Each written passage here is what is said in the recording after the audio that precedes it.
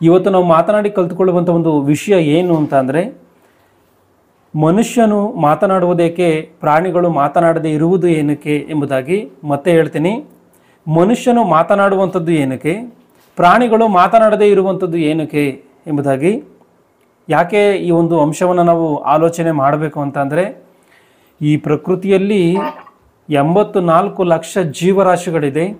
ಈ ಜೀವರಾಶಿಗಳೆಲ್ಲವಕ್ಕೂ ಕೂಡ ಆತ್ಮಗಳಿದೆ. ಮನುಷ್ಯನಿಗೆ ಯಾವ ರೀತಿಯಾಗಿ ಆತ್ಮಗಳಿದೆಯೋ ಆ ರೀತಿಯಾಗಿ ಕೂಡ ಅವುಗಳಿಗೂ ಕೂಡ ಆತ್ಮ ಇದೆ, ಅವುಗಳಿಗೂ ಕೂಡ ಜೀವ ಇದೆ. ಅವುಗಳು ಕೂಡ ನಮ್ಮಂತೆ ಇರುವಂಥ ಶರೀರವು ನಮಗೆ ಒಂದು ರೀತಿಯಾದಂಥ ಶರೀರಗಳಿದ್ರೆ, ಆಯಾ ಜಾತಿಗಳಿಗೆ ಅನುಸಾರವಾಗಿ ಆ ಪ್ರಾಣಿಗಳಿಗೂ ಕೂಡ ಶರೀರ ಎನ್ನುವಂಥದ್ದಿದೆ. ಅಂದರೆ ಅವು ಜೀವಂತವಾಗಿದೆ, ನಾವು ಜೀವಂತವಾಗಿದ್ದೀವಿ. ಇವೆಲ್ಲವೂ ಇದ್ದರೂ ಕೂಡ ಮಾತು ಏನಕ್ಕೆ ಪ್ರಾಣಿಗಳಿಗಿಲ್ಲ? ಮನುಷ್ಯನಾದಂಥವನು ಏನಕ್ಕೋಸ್ಕರ ಮಾತನ್ನು ಮಾತಾಡ್ತಾ ಇದ್ದಾನೆ?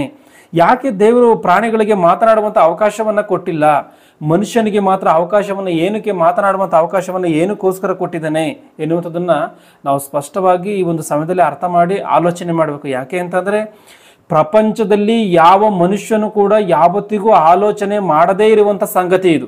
ಪ್ರಾಣಿಗಳು ಅಂದಾಕ್ಷಣಕ್ಕೇನೆ ಅವುಗಳನ್ನು ಅವನು ಸ್ವಂತ ಇಚ್ಛೆಗೆ ಬಂದಂಥ ರೀತಿಯಲ್ಲಿ ಬಳಸ್ಕೊಳ್ಳೋದಕ್ಕೋಸ್ಕರ ಆತನ ಪ್ರಯತ್ನ ಪಡ್ತಾನೆ, ಆ ರೀತಿಯಾಗಿ ಬಳಸ್ಕೊಂತಾನೆ ಹೊರತು ಯಾವ ಮನುಷ್ಯನು ಏನಕ್ಕೋಸ್ಕರ ಈ ರೀತಿಯಾಗಿ ಪ್ರಾಣಿಗಳಿಗೆ ಈ ರೀತಿಯಾದಂಥ ಒಂದು ಕಡಿಮೆಯ ಒಂದು ಬೆಲೆಯುಳ್ಳಂಥ ಜೀವಿತಗಳಿದೆ, ಯಾಕೆ ಅಮೂಲ್ಯವಾದಂಥ ಜೀವಿತವನ್ನು ಮನುಷ್ಯನೇ ಜೀವಿಸ್ತಾ ಇದ್ದಾನೆ ಅಂತ ಹೇಳಿ ಯಾವತ್ತೂ ಮನುಷ್ಯನ ಆಲೋಚನೆ ಮಾಡಿಲ್ಲ.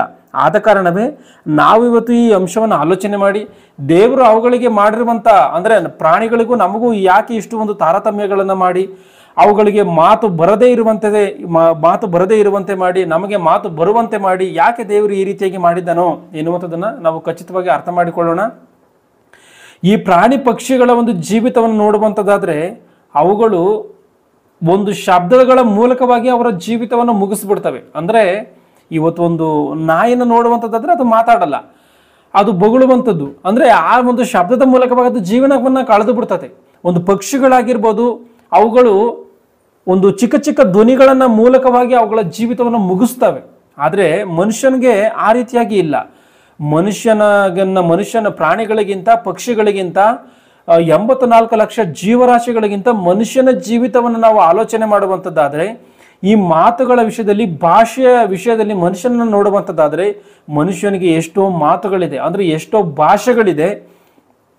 ಪ್ರಾಣಿಗೆ ಆಯಾ ಜಾತಿಗಳಿಗೆ ಸಂಬಂಧಪಟ್ಟಂತೆ ಒಂದೊಂದು ಶಬ್ದಗಳಿದ್ರೆ, ಮನುಷ್ಯನಿಗೆ ಅವನು ಮಾತನಾಡುವಂಥ ಮಾತುಗಳು ವಿಧ ವಿಧವಾಗಿ ಇರುತ್ತೆ.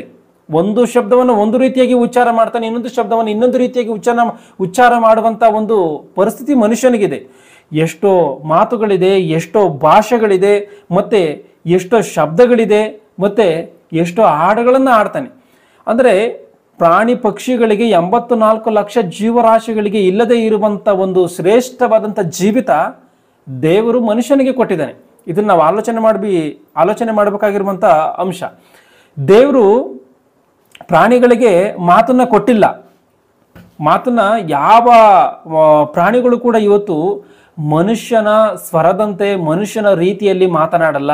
ಅಂದರೆ ಇವತ್ತು ನಾವು ನಮ್ಮ ಭಾವನೆಗಳನ್ನು ನಾವು ಹಂಚಿಕೊಳ್ಬೇಕು ಅಂದರೆ, ಇನ್ನೊಬ್ಬರ ಹತ್ರ ಅದನ್ನು ತಿಳಿಸ್ಬೇಕು ಅಂದರೆ ಮಾತು ಬಂದರೆ ಮಾತ್ರವೇನೇನೆ. ಮಾತು ಬರದಲ್ಲಿದ್ದರೆ ಯಾವ ರೀತಿಯಾಗಿ ತಿಳಿಸೋದಕ್ಕೆ ಸಾಧ್ಯವಾಗುತ್ತೆ? ನಮ್ಮ ಮನಸ್ಸಿನಲ್ಲಿರುವಂಥ ಭಾವವನ್ನು ನಾವು ವ್ಯಕ್ತಪಡಿಸುವಂಥದ್ದೇ ಈ ಒಂದು ಭಾಷೆ, ಅಂದರೆ ಮಾತು. ಇದಿಲ್ದಲೇ ಇದ್ರೆ ನಮ್ಮಲ್ಲಿ ಇರುವಂಥ ಕಷ್ಟ ಸುಖಗಳನ್ನಾಗಿರ್ಬೋದು, ಆಗು ಹೋಗುಗಳನ್ನಾಗಿರ್ಬೋದು, ಇನ್ನೊಂದಾಗಿರ್ಬೋದು, ಮತ್ತೊಂದಾಗಿರ್ಬೋದು, ಯಾವುದನ್ನೇ ಆಗಿರ್ಬೋದು, ಇನ್ನೊಬ್ಬ ಮನುಷ್ಯನಿಗೆ ತಿಳಿಸೋದಕ್ಕೆ ಸಾಧ್ಯವಿಲ್ಲ. ಪ್ರಾಣಿಗಳು, ಒಂದು ಪ್ರಾಣಿಗೆ ಏನಾದರೂ ತೊಂದರೆ ಆಗಿದೆ ಅಂದ್ಕೊಳ್ಳಿ, ಇನ್ನೊಂದು ಪ್ರಾಣಿ ಹತ್ರ ತಿಳಿಸೋದಕ್ಕೆ ಸಾಧ್ಯ ಇಲ್ಲ. ಯಾಕೆಂದರೆ ಭಾಷೆ ಇಲ್ಲ, ಮಾತು ಇಲ್ಲ. ಅಂದರೆ ಮನುಷ್ಯನು ಮಾತನಾಡುವಂಥ ರೀತಿಯಲ್ಲಿ ಮಾತನಾಡಲ್ಲ. ಇವತ್ತು ಮನುಷ್ಯನು ಎಷ್ಟು ಶ್ರೇಷ್ಠನೋ, 84 ಲಕ್ಷ ಜೀವರಾಶಿಗಳಿಗಿಂತ ಮನುಷ್ಯನು ಎಷ್ಟು ಶ್ರೇಷ್ಠನೋ, ಈ ಸೃಷ್ಟಿಯಲ್ಲಿ ಮನುಷ್ಯನು ಎಂಥ ಕಿರೀಟವಾಗಿದ್ದಾನೋ, ಎಂಥ ಉನ್ನತವಾಗಿದ್ದಾನೋ ಎನ್ನುವಂಥದ್ದನ್ನು ದೇವರು ಖಚಿತವಾಗಿ ಬೈಬಲಲ್ಲಿ ಬರೆಸಿದ್ದಾನೆ. ಕೆಲವೊಂದು ವಾಕ್ಯ ಭಾಗಗಳನ್ನು ನೋಡಿಕೊಂಡು ಈ ಒಂದು ಪಾಠ ಭಾಗದಲ್ಲಿ ಮುಂದೆ ಸಾಗಿಕೊಳ್ಳೋಣ. ಯಾಕೋಬನ ಗ್ರಂಥ 1ನೇ ಅಧ್ಯಾಯ 18ನೇ ವಚನವನ್ನು ಯಾರಾದರೂ ಗಟ್ಟಿಯಾಗಿ ಸ್ಪಷ್ಟವಾಗಿ ಓದಿ. ಯಾಕೋಬನ ಗ್ರಂಥ 1ನೇ ಅಧ್ಯಾಯ 18ನೇ ವಚನ. ಆತನು ತನ್ನ ಸುಚಿತ್ರದ ಪ್ರಕಾರ ಸತ್ಯಬೋಧನೆಯ ವಾಕ್ಯದಿಂದ ನಮ್ಮನ್ನು ಹುಟ್ಟಿಸಲಾಗಿ ನಾವು ಆತನ ಸೃಷ್ಟಿಗಳಲ್ಲಿ ಪ್ರಥಮ ಪ್ರಥಮ ಫಲದಂತಾದೆವು. ನಾವು ಆತನ ಸೃಷ್ಟಿಗಳಲ್ಲಿ ಪ್ರಥಮ ಫಲದಂತಾದೆವು ಎಂಬುದಾಗಿದೆ. ಅಂದ್ರೆ ಯಾಕೊಬ್ಬ 1:18 ಮಾತನ್ನ ಸರಿಯಾಗಿ ಗಮನಿಸಬೇಕು. ನಾವು ಆತನ ಸೃಷ್ಟಿಗಳಲ್ಲಿ ಅಂದ್ರೆ ಅಂದ್ರೆ ಏನರ್ಥ? ಪ್ರಾಣಿ ಪಕ್ಷಿಗಳಿದೆ, ಗಿಡ ಮರಗಳಿದೆ, ಎಲ್ಲವೂ ನಮಗೆ ನಮ್ಮ ಕಣ್ಣ ಮುಂದೆ ಈ ಪ್ರಕೃತಿಯಲ್ಲಿ ಕಾಣುವಂಥದ್ದು ಎಲ್ಲವೂ ಕೂಡ ಸೃಷ್ಟಿ. ಇದೆಲ್ಲವೂ ಕೂಡ ಸೃಷ್ಟಿಯಾಗಿರುವಂಥದ್ದು. ಒಂದು ಸಮಯದಲ್ಲಿ ಯಾವುದೂ ಇಲ್ಲ, ಈ ಭೂಮಿ ಇಲ್ಲ, ಆಕಾಶ ಇಲ್ಲ, ಈ ಒಂದು ವಿಶ್ವವೇ ಇಲ್ಲ. ಆದರೆ ಒಂದು ಸಮಯದಲ್ಲಿ ದೇವರೇನು ಮಾಡಿದ್ದಾನೆ? ಇಲ್ಲದೆ ಇರುವಂಥದ್ದನ್ನ ಇರುವಂಥದ್ದಾಗಿ ದೇವರು ಸೃಷ್ಟಿ ಮಾಡಿದ್ದಾನೆ. ಆ ಸೃಷ್ಟಿ ಮಾಡಿರುವಂಥದ್ರಲ್ಲಿ ನಾವು ಆತನ ಸೃಷ್ಟಿಗಳಲ್ಲಿ ಪ್ರಥಮ ಫಲದಂತಾದೆವು. ನಾವು ಪ್ರಥಮ ಫಲನಂತೆ ಅಂದ್ರೆ ಈ ಸೃಷ್ಟಿಯೆಲ್ಲವನ್ನ ದೇವರು ಉಂಟು ಮಾಡಿದಾನಲ್ಲ, ಇವೆಲ್ಲ ಸೃಷ್ಟಿಯಲ್ಲಿ ಮೊದಲು ಯಾರು ಅಂದ್ರೆ ಮನುಷ್ಯನೇ. ಫಸ್ಟ್ ಪ್ರಿಫರೆನ್ಸ್ ಅನ್ನು ದೇವರು ಮನುಷ್ಯನಿಗೆ ಕೊಟ್ಟಿದ್ದಾನೆ. ಯಾಕೆಂದ್ರೆ ನಾವು ಆತನ ಮಕ್ಕಳಾಗಿರುವಂತ ಕಾರಣ. 84 ಲಕ್ಷ ಜೀವರಾಶಿಗಳಿಗೆ ಇಲ್ಲದೆ ಇರುವಂತ ಕಾರ್ಯಗಳನ್ನ ದೇವರು ಮನುಷ್ಯನಿಗೆ ಕೊಟ್ಟಿದ್ದಾನೆ. ಅದು ಮಾತು ಆಗಿರ್ಬೋದು, ಇನ್ನೊಂದಾಗಿರ್ಬೋದು, ಮತ್ತೊಂದಾಗಿರ್ಬೋದು, ಎಲ್ಲ ವಿಷಯಗಳಲ್ಲೂ ಕೂಡ ಮನುಷ್ಯನು ಸರ್ವ ಜೀವರಾಶಿಗಳಿಗಿಂತ ಶ್ರೇಷ್ಠನು. ಅದೇ ಇಲ್ಲಿರುವಂಥದ್ದು. ನಾವು ಆತನ ಸೃಷ್ಟಿಗಳಲ್ಲಿ ಪ್ರಥಮ ಫಲದಂತಾದೆವು. ಅಂದ್ರೆ ಮನುಷ್ಯನು ಇರುವಂಥದ್ದು ನೋಡಿದ್ರೆ 6 ಅಡಿ ಇಲ್ಲ 7 ಅಡಿ 8 ಅಡಿ ಇರುವಂಥ ಮನುಷ್ಯನು ಅಷ್ಟೇ. ಆತನಿರುವಂಥ ತೂಕವೇ ಎಷ್ಟು? ಒಂದು 150, ಏನೇ ಜಾಸ್ತಿ ಅಂದ್ರೆ ಒಂದು 200 kg ಇರ್ಬೋದು. ಆದರೆ ಒಂದು ಆನೆಯನ್ನು ನೋಡುವಂಥದ್ದಾದ್ರೆ ಮನುಷ್ಯನಿಗಿಂತ ಎಷ್ಟೋ ಪಟ್ಟು ಬಲವುಳ್ಳಂಥದ್ದು, ಎಷ್ಟೋ ಪಟ್ಟು ತೂಕ ಇರುವಂಥದ್ದು, ಎಷ್ಟೋ ಪಟ್ಟು ಆಕಾರದಲ್ಲೂ ಕೂಡ ದೊಡ್ಡದಾಗಿರುವಂಥದ್ದು. ಆದರೆ ಅಂಥ ಒಂದು ಆನೆಗೂ ಕೂಡ ಮನುಷ್ಯನಿಗೆ ಇರುವಂಥ ಶ್ರೇಷ್ಠತೆ ಇಲ್ವಾ? ಇಲ್ಲ, ಖಚಿತವಾಗಿ ಇಲ್ಲ. ಯಾಕೆ ಅಂತಂದ್ರೆ ಮನುಷ್ಯನ ಜೀವನ ಶೈಲಿಯೇ ಬೇರೆ, ಆ ಪ್ರಾಣಿಗಳ ಜೀವನ ಶೈಲಿಯೇ ಬೇರೆ. ಮನುಷ್ಯನು ಯಾವುದೇ ಕಾರ್ಯಗಳನ್ನಾದರೂ ಆತನು ಮಾತನಾಡುವಂಥವನಾಗಿದ್ದಾನೆ. ಅಂಥ ಬಲವುಳ್ಳ ಆನೆಯಾದರೂ ಕೂಡ ಅದು ಮಾತನಾಡದೇ ಇರುವಂಥ ಪರಿಸ್ಥಿತಿ ಇದೆ. ಅದು ಎಂಥ ಬಲವುಳ್ಳ ಪ್ರಾಣಿಯಾದರೂ ಸರಿ, ಎಂಥ ಒಂದು ಬಲವುಳ್ಳಂಥ ಪಕ್ಷಿಯಾದರೂ ಸರಿ, ಅದು ಡೈನೋಸರ್ ಆಗಿದ್ರೂ ಸರಿ. ಇವತ್ತು ನಾವು ಈ ಒಂದು ಭೂಪ್ರಪಂಚದಲ್ಲಿ ದೊಡ್ಡ ಪ್ರಾಣಿಯನ್ನಾಗಿ ನಾವು ಯಾವುದನ್ನ ಗುರುತಿಸ್ತೀವಿ ಅಂದ್ರೆ ಡೈನೋಸರ್ಗಳನ್ನ ಗುರುತಿಸ್ತೀವಿ. ಅಂಥ ಡೈನೋಸರ್ ಆದರೂ ಕೂಡ ಮಾತನಾಡಂಗಿಲ್ಲ. ಅಂದ್ರೆ ದೇವರು ಆ ರೀತಿಯಾಗಿ ಮಾಡಿದ್ದಾನೆ. ಇದರಿಂದ ಇರುವಂಥ ಉದ್ದೇಶ ಏನು ಅಂದ್ರೆ ಮನುಷ್ಯನು ದೇವರ ಮಗನಾಗಿರುವಂಥ ಕಾರಣ, ದೇವರ ಮಕ್ಕಳಾಗಿರುವಂಥ ಕಾರಣ 84 ಲಕ್ಷ ಜೀವರಾಶಿಗಳಿಗೆ, ಯಾವುದೇ ಜೀವರಾಶಿಗೂ, ಯಾವುದೇ ಪ್ರಾಣಿ ಪಕ್ಷಿಗಳಿಗೂ ಇಲ್ಲದೆ ಇರುವಂಥ ಶ್ರೇಷ್ಠವಾದಂಥ ಜೀವನವನ್ನು ಮನುಷ್ಯನು ಜೀವಿಸಬೇಕಲ್ಲ. ಅದಕ್ಕೋಸ್ಕರವೇ ಏನು ಮಾಡಿದ್ದಾನೆ? ಎಂಥ ದೊಡ್ಡ ಪ್ರಾಣಿಯಾಗಿದ್ರು ನಿನಗೆ ಮಾತಿಲ್ಲ, ನೀನು ಎಂಥ ದೊಡ್ಡ ಪಕ್ಷಿಯಾಗಿದ್ರು ನಿನಗೆ ಮಾತಿಲ್ಲ, ನಿನ್ನಲ್ಲಿ ಎಂಥ ಬಲ ಇದ್ರೂ ಕೂಡ ಅದಕ್ಕೆ ಮಾತಿಲ್ಲ. ಇವತ್ತು ಕರಡಿಯನ್ನು ನೋಡುವಂಥವ್ರು ಎಷ್ಟೋ ಬಲವುಳ್ಳಂಥದ್ದಾಗಿರ್ತದೆ. ಮನುಷ್ಯನ ಶಕ್ತಿಗೂ ಕರಡಿಯ ಶಕ್ತಿಗೂ ಎಷ್ಟೋ ಅಜಗಜಾಂತರವಂಥದ್ದು. ಮನುಷ್ಯನನ್ನು ಒಂದೇ ಬಾರಿಗೆ ಸೀಳುವಂಥ ಶಕ್ತಿ ಒಂದು ಕರಡಿಗೆ, ಒಂದು ಸಿಂಹಕ್ಕೆ, ಒಂದು ಚಿರತೆಗೆ, ಇವೆಲ್ಲವುಗಳಿಗೆ ಇದ್ರೂ ಕೂಡ ಅವು ಯಾವಕ್ಕೂ ಕೂಡ ಮಾತು ಬರದೇ ಇರುವಂಥ ರೀತಿಯಲ್ಲಿ, ಅವ್ಯಾವ ಕೂಡ ಮಾತನಾಡದೇ ಇರುವಂಥ ಪರಿಸ್ಥಿತಿಯಲ್ಲಿ ದೇವರಿಟ್ಟಿದ್ದಾನೆ. ಅಂದರೆ ಈ ಒಂದು ಸೃಷ್ಟಿಯಲ್ಲಿ ಮನುಷ್ಯನೇ ಒಂದು ಸ್ಪೆಷಲ್. ಮನುಷ್ಯನನ್ನು ಪ್ರತ್ಯೇಕವಾಗಿ ದೇವರೇನು ಮಾಡಿದ್ದಾರೆ? ನೋಡಿದ್ದಾರೆ, ಮಾತನ್ನು ಕೊಟ್ಟಿದ್ದಾರೆ. ಅಂದರೆ ಮನುಷ್ಯನು ಯಾವುದನ್ನು ಬೇಕಾದರೂ ಕೂಡ ಆತನ ಮಾತನಾಡಿ ಆತನ ಹಾವಭಾವಗಳನ್ನು ತಿಳಿಸುತ್ತಾ ಆತನು ಏನನ್ನು ಬೇಕಾದ್ರೂ ಆತನು ಮಾಡ್ಬೋದು. ಅಂತ ಒಂದು ಸ್ವತಂತ್ರವನ್ನು ದೇವರೇನು ಮಾಡಿದ್ದಾನೆ? ಮನುಷ್ಯನಿಗೆ ಕೊಟ್ಟಿದ್ದಾನೆ. ಆದರೆ ಈ ಒಂದು ಪ್ರಾಣಿ ಪಕ್ಷಿಗಳಿಗೆ 84 ಲಕ್ಷ ಜೀವರಾಶಿಗಳನ್ನು ನೋಡುವಂಥದ್ದಾದ್ರೆ ಆ ರೀತಿಯಾಗಿ ಇಲ್ಲ. ಒಂದು ಈ ಜೀವರಾಶಿಗಳಿಗಿಂತ 84 ಲಕ್ಷ ಜೀವರಾಶಿಗಳಿಗಿಂತ ಮನುಷ್ಯನು ಎಂಥವನೋ. ಒಂದು ಸಾರಿ ಮತ್ತಾಯನು ಬರೆದ ಸುವಾರ್ತೆ 12ನೇ ಅಧ್ಯಾಯ 12ನೇ ವಚನವನ್ನು ನೋಡಿ. ಕುರಿಗಿಂತ ಮನುಷ್ಯನು ಎಷ್ಟೋ ಹೆಚ್ಚು. ಇಲ್ಲೇನಿದೆ ಗಮನಿಸಿ, ಕುರಿಗಿಂತ ಮನುಷ್ಯನು ಎಷ್ಟೋ ಹೆಚ್ಚು ಎಂಬುದಾಗಿದೆ. ಅಂದ್ರೆ ಕುರಿಗಿಂತ ಮನುಷ್ಯನು ಹೆಚ್ಚು.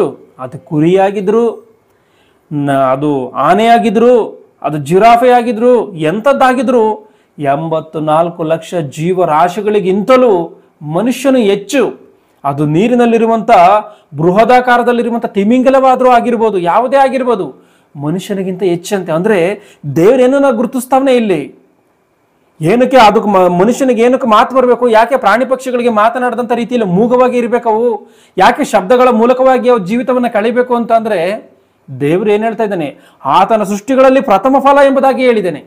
ಮತ್ತೆ ಕುರಿಗಳಿಗಿಂತ ಹೆಚ್ಚು ಎಂಬುದಾಗಿ ಗಮನಿಸಿ. ಇಲ್ಲಿ ಕುರಿಗಿಂತ ಮನುಷ್ಯನು ಎಷ್ಟೋ ಹೆಚ್ಚು ಎಂಬುದಾಗಿದೆ.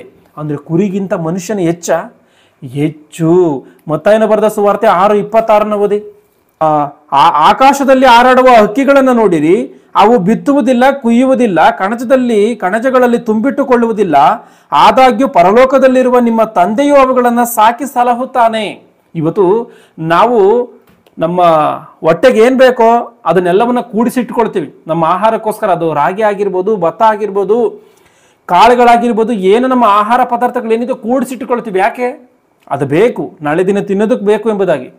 ಆದರೆ ದೇವರಲ್ಲಿ ಏನ್ ಹೇಳ್ತಾ ಇದ್ದಾರೆ ಅಂದ್ರೆ, ಆಕಾಶದಲ್ಲಿ ಹಾರಾಡುವಂತ ಪಕ್ಷಿಗಳನ್ನ ನೋಡ್ರಿ, ಕಣಜಗಳಿಲ್ಲ ಅವುಗಳಿಗೆ, ಕಣಜಗಳಲ್ಲಿ ತುಂಬಿಟ್ಟುಕೊಳ್ಳುವುದಿಲ್ಲ. ಆದಾಗ್ಯೂ ಪರಲೋಕದಲ್ಲಿರುವಂತ ತಂದೆ ಅವುಗಳನ್ನ ಸಾಕಿ ಸಲುತ್ತಾನೆ ಅಂತಾನ. ಅಂದ್ರೆ ಪ್ರಾಣಿ ಪಕ್ಷಿಗಳನ್ನ ದೇವರೇನ್ ಮಾಡ್ತಾ ಇದ್ದಾನೆ, ನೋಡಿಕೊಳ್ತಾ ಇದ್ದಾನೆ. ಅಂದ್ರೆ ಪ್ರಾಣಿ ಪಕ್ಷಿಗಳು ದುಡಿದಲೇ ಇದ್ರೂ ಕೂಡ ಅವುಗಳ ಜೀವನವನ್ನ ಮಾಡ್ತಾ ಇದೆ. ಜಗತ್ತು ಹುಟ್ಟಿದ್ದು ಮೊದಲುಗೊಂಡು ಯಾಕೆ ಅಂತ ಅಂದ್ರೆ ಪ್ರಾಣಿ ಪಕ್ಷಿಗಳು ಎಲ್ಲವೂ ಕೂಡ ನಮಗಿಂತ ಮೊದಲೇ ಹುಟ್ಟಿದೆ. ಅಂದ್ರೆ ಮನುಷ್ಯನಿಗಿಂತ ಮೊದಲೇ ಹುಟ್ಟಿರುವಂಥದ್ದು ಈ ಒಂದು ಪ್ರಕೃತಿ. ಅಂದ್ರೆ ಈ ಪ್ರಕೃತಿಯ ಒಡಲಲ್ಲಿ ಇರುವಂತ ಈ ಒಂದು ಪ್ರಾಣಿ ಪಕ್ಷಿಗಳು 84 ಲಕ್ಷ ಜೀವರಾಶಿಗಳು ಕೂಡ ಮನುಷ್ಯನು ಸೃಷ್ಟಿಯಾಗುವುದಕ್ಕಿಂತ ಮೊದಲೇ, ಅಂದ್ರೆ ಮನುಷ್ಯನ ಶರೀರ ನಿರ್ಮಾಣವಾಗುವುದಕ್ಕಿಂತ ಮೊದಲೇ ಈ ಭೂಮಿ ಮೇಲೆ ಅವುಗಳು ಹುಟ್ಟಿವೆ. ಅಂದ್ರೆ ಅವುಗಳನ್ನ ದೇವರು ಹುಟ್ಟಿಸಿದ್ದಾನೆ. ಆವತ್ತು ಮೊದಲುಗೊಂಡು ಇವತ್ತಿನವರೆಗೂ, ಈ ಭೂಮಿ ಇರುವಂತ ಕಾಲದವರೆಗೂ ಅವು ದುಡಿಯುವುದಿಲ್ಲ, ಅವು ಬಿತ್ತುವುದಿಲ್ಲ, ಕುಯ್ಯುವುದಿಲ್ಲ. ಇವತ್ತು ಮನುಷ್ಯನು ಆತನು ಬಿತ್ತುತ್ತಾನೆ, ಕುಯ್ತಾನೆ, ದುಡಿತಾನೆ, ಸಂಪಾದನೆ ಮಾಡಿ ಇಟ್ಕೊಳ್ತಾನೆ. ಖಾಲಿ ಆದ್ರೆ ಮತ್ತೆ ಆತನ ಸಂಪಾದನೆ ಮಾಡ್ಬೇಕಾದ್ರೆ ಪ್ರಕೃತಿಯಲ್ಲಿರುವಂತ ಈ ಒಂದು ಪ್ರಾಣಿ ಪಕ್ಷಿಗಳು ಯಾವ ದುಡಿತಾ ಇಲ್ಲ. ಅವೆಲ್ಲವುಗಳಿಗೆ ಮತ್ತೆ ಯಾವ ರೀತಿಯಾಗಿ ಸಿಗ್ತಾ ಇದೆ? ದೇವರೇ ಕೊಡ್ತಾನೆ. ಯಾಕಂದ್ರೆ ಕೀರ್ತನೆ ವಾಕ್ಯಗಳಲ್ಲಿ ಸ್ಪಷ್ಟವಾಗಿದೆ, ದೇವರು ಹೊತ್ತಿಗೆ ಪ್ರಾಣಿ ಪಕ್ಷಿಗಳಿಗೆ ಆಹಾರವನ್ನ ಕೊಡ್ತಾನೆ ಎಂಬುದಾಗಿ. ಪ್ರಾಣಿ ಪಕ್ಷಿಗಳಿಗೆ ಈ ರೀತಿಯಾಗಿ ಆಹಾರವನ್ನು ಕೊಡ್ತಾ ಇದ್ದಾನೆ ಅಂದ್ರೆ ಮುಂದೆ ಏನಿದೆ? ಆದಾಗ್ಯೂ ಪರಲೋಕದಲ್ಲಿರುವ ನಿಮ್ಮ ತಂದೆಯು ಅವುಗಳನ್ನು ಸಾಕಿ ಸಲಹುತ್ತಾನೆ, ಅವುಗಳಿಗಿಂತ ನೀವು ಹೆಚ್ಚಿನವರಲ್ಲವೋ ಎಂಬುದಾಗಿದೆ. ಅವುಗಳಿಗಿಂತ ಹೆಚ್ಚಿನವರಂತೆ. ಅಂದ್ರೆ ಮನುಷ್ಯನ 84 ಲಕ್ಷ ಜೀವರಾಶಿಗಳಿಗಿಂತಲೂ ಹೆಚ್ಚಿನವನು, ಅಂತ ಶ್ರೇಷ್ಠನು. ಏನಕ್ಕೆ ಮಾತು ಬರಬೇಕು ಅಂದ್ರೆ ಇದಕ್ಕೋಸ್ಕರವೇ ಮಾತು ಮನುಷ್ಯನಿಗೆ ಬರಬೇಕು. ಮನುಷ್ಯನಿಗೆ ಮಾತು ಈ ಒಂದು ಕಾರಣಕ್ಕೋಸ್ಕರವೇ ಬರಬೇಕು. ಪ್ರಾಣಿ ಪಕ್ಷಿಗಳು ಕೂಡ ಏನನ್ನು ಇವು ಸಾಧನೆ ಮಾಡಲ್ಲ. ಇವೇನಾದ್ರೂ ಸಾಧನೆ ಮಾಡುತ್ತಾ? ಸಾಧನೆ ಮಾಡಲ್ಲ. ಆದ್ರೆ ಮನುಷ್ಯನು ಒಂದು ಸಮಯದಲ್ಲಿ ನಡೆದಾಡುತ್ತಿದ್ದಂಥ ಮನುಷ್ಯನು ಸೈಕಲನ್ನು ಕಂಡುಕೊಂಡಿದ್ದಾನೆ, ಆನಂತರ ಮೋಟರ್ ಬೈಕನ್ನು ಕಂಡುಕೊಂಡಿದ್ದಾನೆ, ಆನಂತರ ಕಾರನ್ನ ಕಂಡುಕೊಂಡಿದ್ದಾನೆ, ಬಸ್ಸನ್ನು ಕಂಡುಕೊಂಡಿದ್ದಾನೆ, ಇವತ್ತು ಗಾಳಿಯಲ್ಲಿ ಹಾರಾಡುವಂಥ ವಿಮಾನವನ್ನು ಕಂಡುಕೊಂಡಿದ್ದಾನೆ. ಅಂದ್ರೆ ಮನುಷ್ಯನಿಗಿಂತ ಒಂದು ಜ್ಞಾನವು ಎಲ್ಲಿಂದ ಬಂದಿದೆ? ಜ್ಞಾನೋಕ್ತಿಗಳು ಕ್ಷಮಿಸಿ, ದಾನಿಯೇಲ ಗ್ರಂಥ 12ನೇ ಅಧ್ಯಾಯ 4ನೇ ವಚನಕ್ಕೆ ಅನುಸಾರವಾಗಿ ಮನುಷ್ಯನಿಗೆ ಜ್ಞಾನ ಎನ್ನುವಂಥದ್ದು ಬರುತ್ತೆ. ಮನುಷ್ಯರು ಅತ್ತಿತ್ತ ತಿರುಗುವವರು ತಿಳುವಳಿಕೆ ಹೆಚ್ಚುವುದು ಎಂಬುದಾಗಿದೆ. ಅಂದ್ರೆ ಮನುಷ್ಯನಿಗೆ ಜ್ಞಾನ ಎನ್ನುವಂಥದ್ದು ಬರ್ತಾ ಇದೆ. ಯಾರು ಜ್ಞಾನವನ್ನ ಕೊಟ್ಟರು? ದೇವರೇ ಜ್ಞಾನವನ್ನ ಕೊಟ್ಟಿದ್ದಾನೆ. ಅಂದ್ರೆ ಹೊಸದನ್ನ ಕಂಡುಹಿಡಿತಾ ಇದ್ದಾನೆ. ಅಂದ್ರೆ ಈ ಪ್ರಕೃತಿಯಲ್ಲಿ ಇರುವಂತದ್ದನ್ನ ಆತನು ಸಂಶೋಧನೆ ಮಾಡಿ ಹೊಸದನ್ನ ಆತನು ಕಂಡುಹಿಡಿತಾ ಇದ್ದಾನೆ. ಅದನ್ನ ಯಶಸ್ವಿ ಆಗುವಂತ ರೀತಿಯಲ್ಲಿ ಮಾಡ್ತಾ ಇದ್ದಾನೆ. ಅಂದ್ರೆ ಏನರ್ಥ? ಈ ಪ್ರಕೃತಿ ಎಲ್ಲದರ ಮೇಲೆ ಮನುಷ್ಯನಿಗೆ ದೇವರು ಅಧಿಕಾರವನ್ನು ಕೊಟ್ಟಿರುವಂತ ಕಾರಣ ಮಾತ್ರವೇ. ಅಂದ್ರೆ ಈ ಪ್ರಕೃತಿಯನ್ನೆಲ್ಲವನ್ನ ಆಳ್ವಿಕೆ ಮಾಡ್ರಿ ಎಂಬುದಾಗಿ ಅಧಿಕಾರವನ್ನ ಕೊಟ್ಟಿದ್ದಾನೆ. ಈ ಪ್ರಕೃತಿ ಎಲ್ಲದರ ಮೇಲೆ ಅಧಿಕಾರವನ್ನ ಕೊಟ್ಟಿರುವಂತ ಕಾರಣವೇ ಮನುಷ್ಯನ ಇವತ್ತು ಹೊಸದನ್ನ ಕಂಡುಹಿಡಿತಾ ಇದ್ದಾನೆ. ಹೊಸದು ಅದು ಸಕ್ಸಸ್ ಆಗಿ ಓಡುವಂತೆ ಮಾಡ್ತಾ ಇದ್ದಾನೆ. ದೇವರು ಮನುಷ್ಯನಿಗೆ ಅಧಿಕಾರವನ್ನು ಕೊಟ್ಟಿರುವಂತ ಕಾರಣ. ಏನಕ್ಕೆ ಮನುಷ್ಯನಿಗೆ ದೇವರು ಅಧಿಕಾರವನ್ನು ಕೊಡಬೇಕು? ಈ ಸೃಷ್ಟಿಯಲ್ಲಿ ಮನುಷ್ಯನು ಶ್ರೇಷ್ಠನಾಗಿರುವಂತ ಕಾರಣ, ಈ ಸೃಷ್ಟಿಯಲ್ಲಿ ಮನುಷ್ಯನು ದೊಡ್ಡವನಾಗಿರುವಂತ ಕಾರಣ, ಈ ಸೃಷ್ಟಿಯಲ್ಲಿ ಮನುಷ್ಯನು ಆ ದೇವರ ಮಗನಾಗಿರುವಂತ ಕಾರಣ. ಆ ದೇವರ ಮಗನಾಗಿರುವಂತ ಕಾರಣ ದೇವರು ಈ ರೀತಿಯಾಗಿ ಮನುಷ್ಯನನ್ನು ಶ್ರೇಷ್ಠವಾದಂಥ ರೀತಿಯಲ್ಲಿ ನೋಡ್ತಾ ಇದ್ದಾನೆ. 84 ಲಕ್ಷ ಜೀವರಾಶಿಗಳ ಒಂದು ಜೀವನ ಶೈಲಿಗೂ ಮನುಷ್ಯನ ಜೀವನ ಶೈಲಿಗೂ ಅಜಗಜಾಂತರವಾದಂಥ ವ್ಯತ್ಯಾಸಗಳಿದೆ. ಒಂದು ಹಸುವನ್ನು ನೋಡುವಂಥದ್ದಾದ್ರೆ ಅದು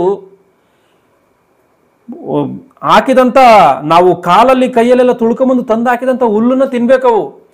ಅದು ಕೊಚ್ಚೆ ಇರುವಂಥ ಜಾಗದಲ್ಲಿ ಕಟ್ಟಿದ್ರೆ ಅಲ್ಲೇ ಮಲಗಬೇಕದು. ಸೊಳ್ಳೆ ಇದ್ರೆ ಅಲ್ಲೇ ಕಡಿಸ್ಕೋಬೇಕದು.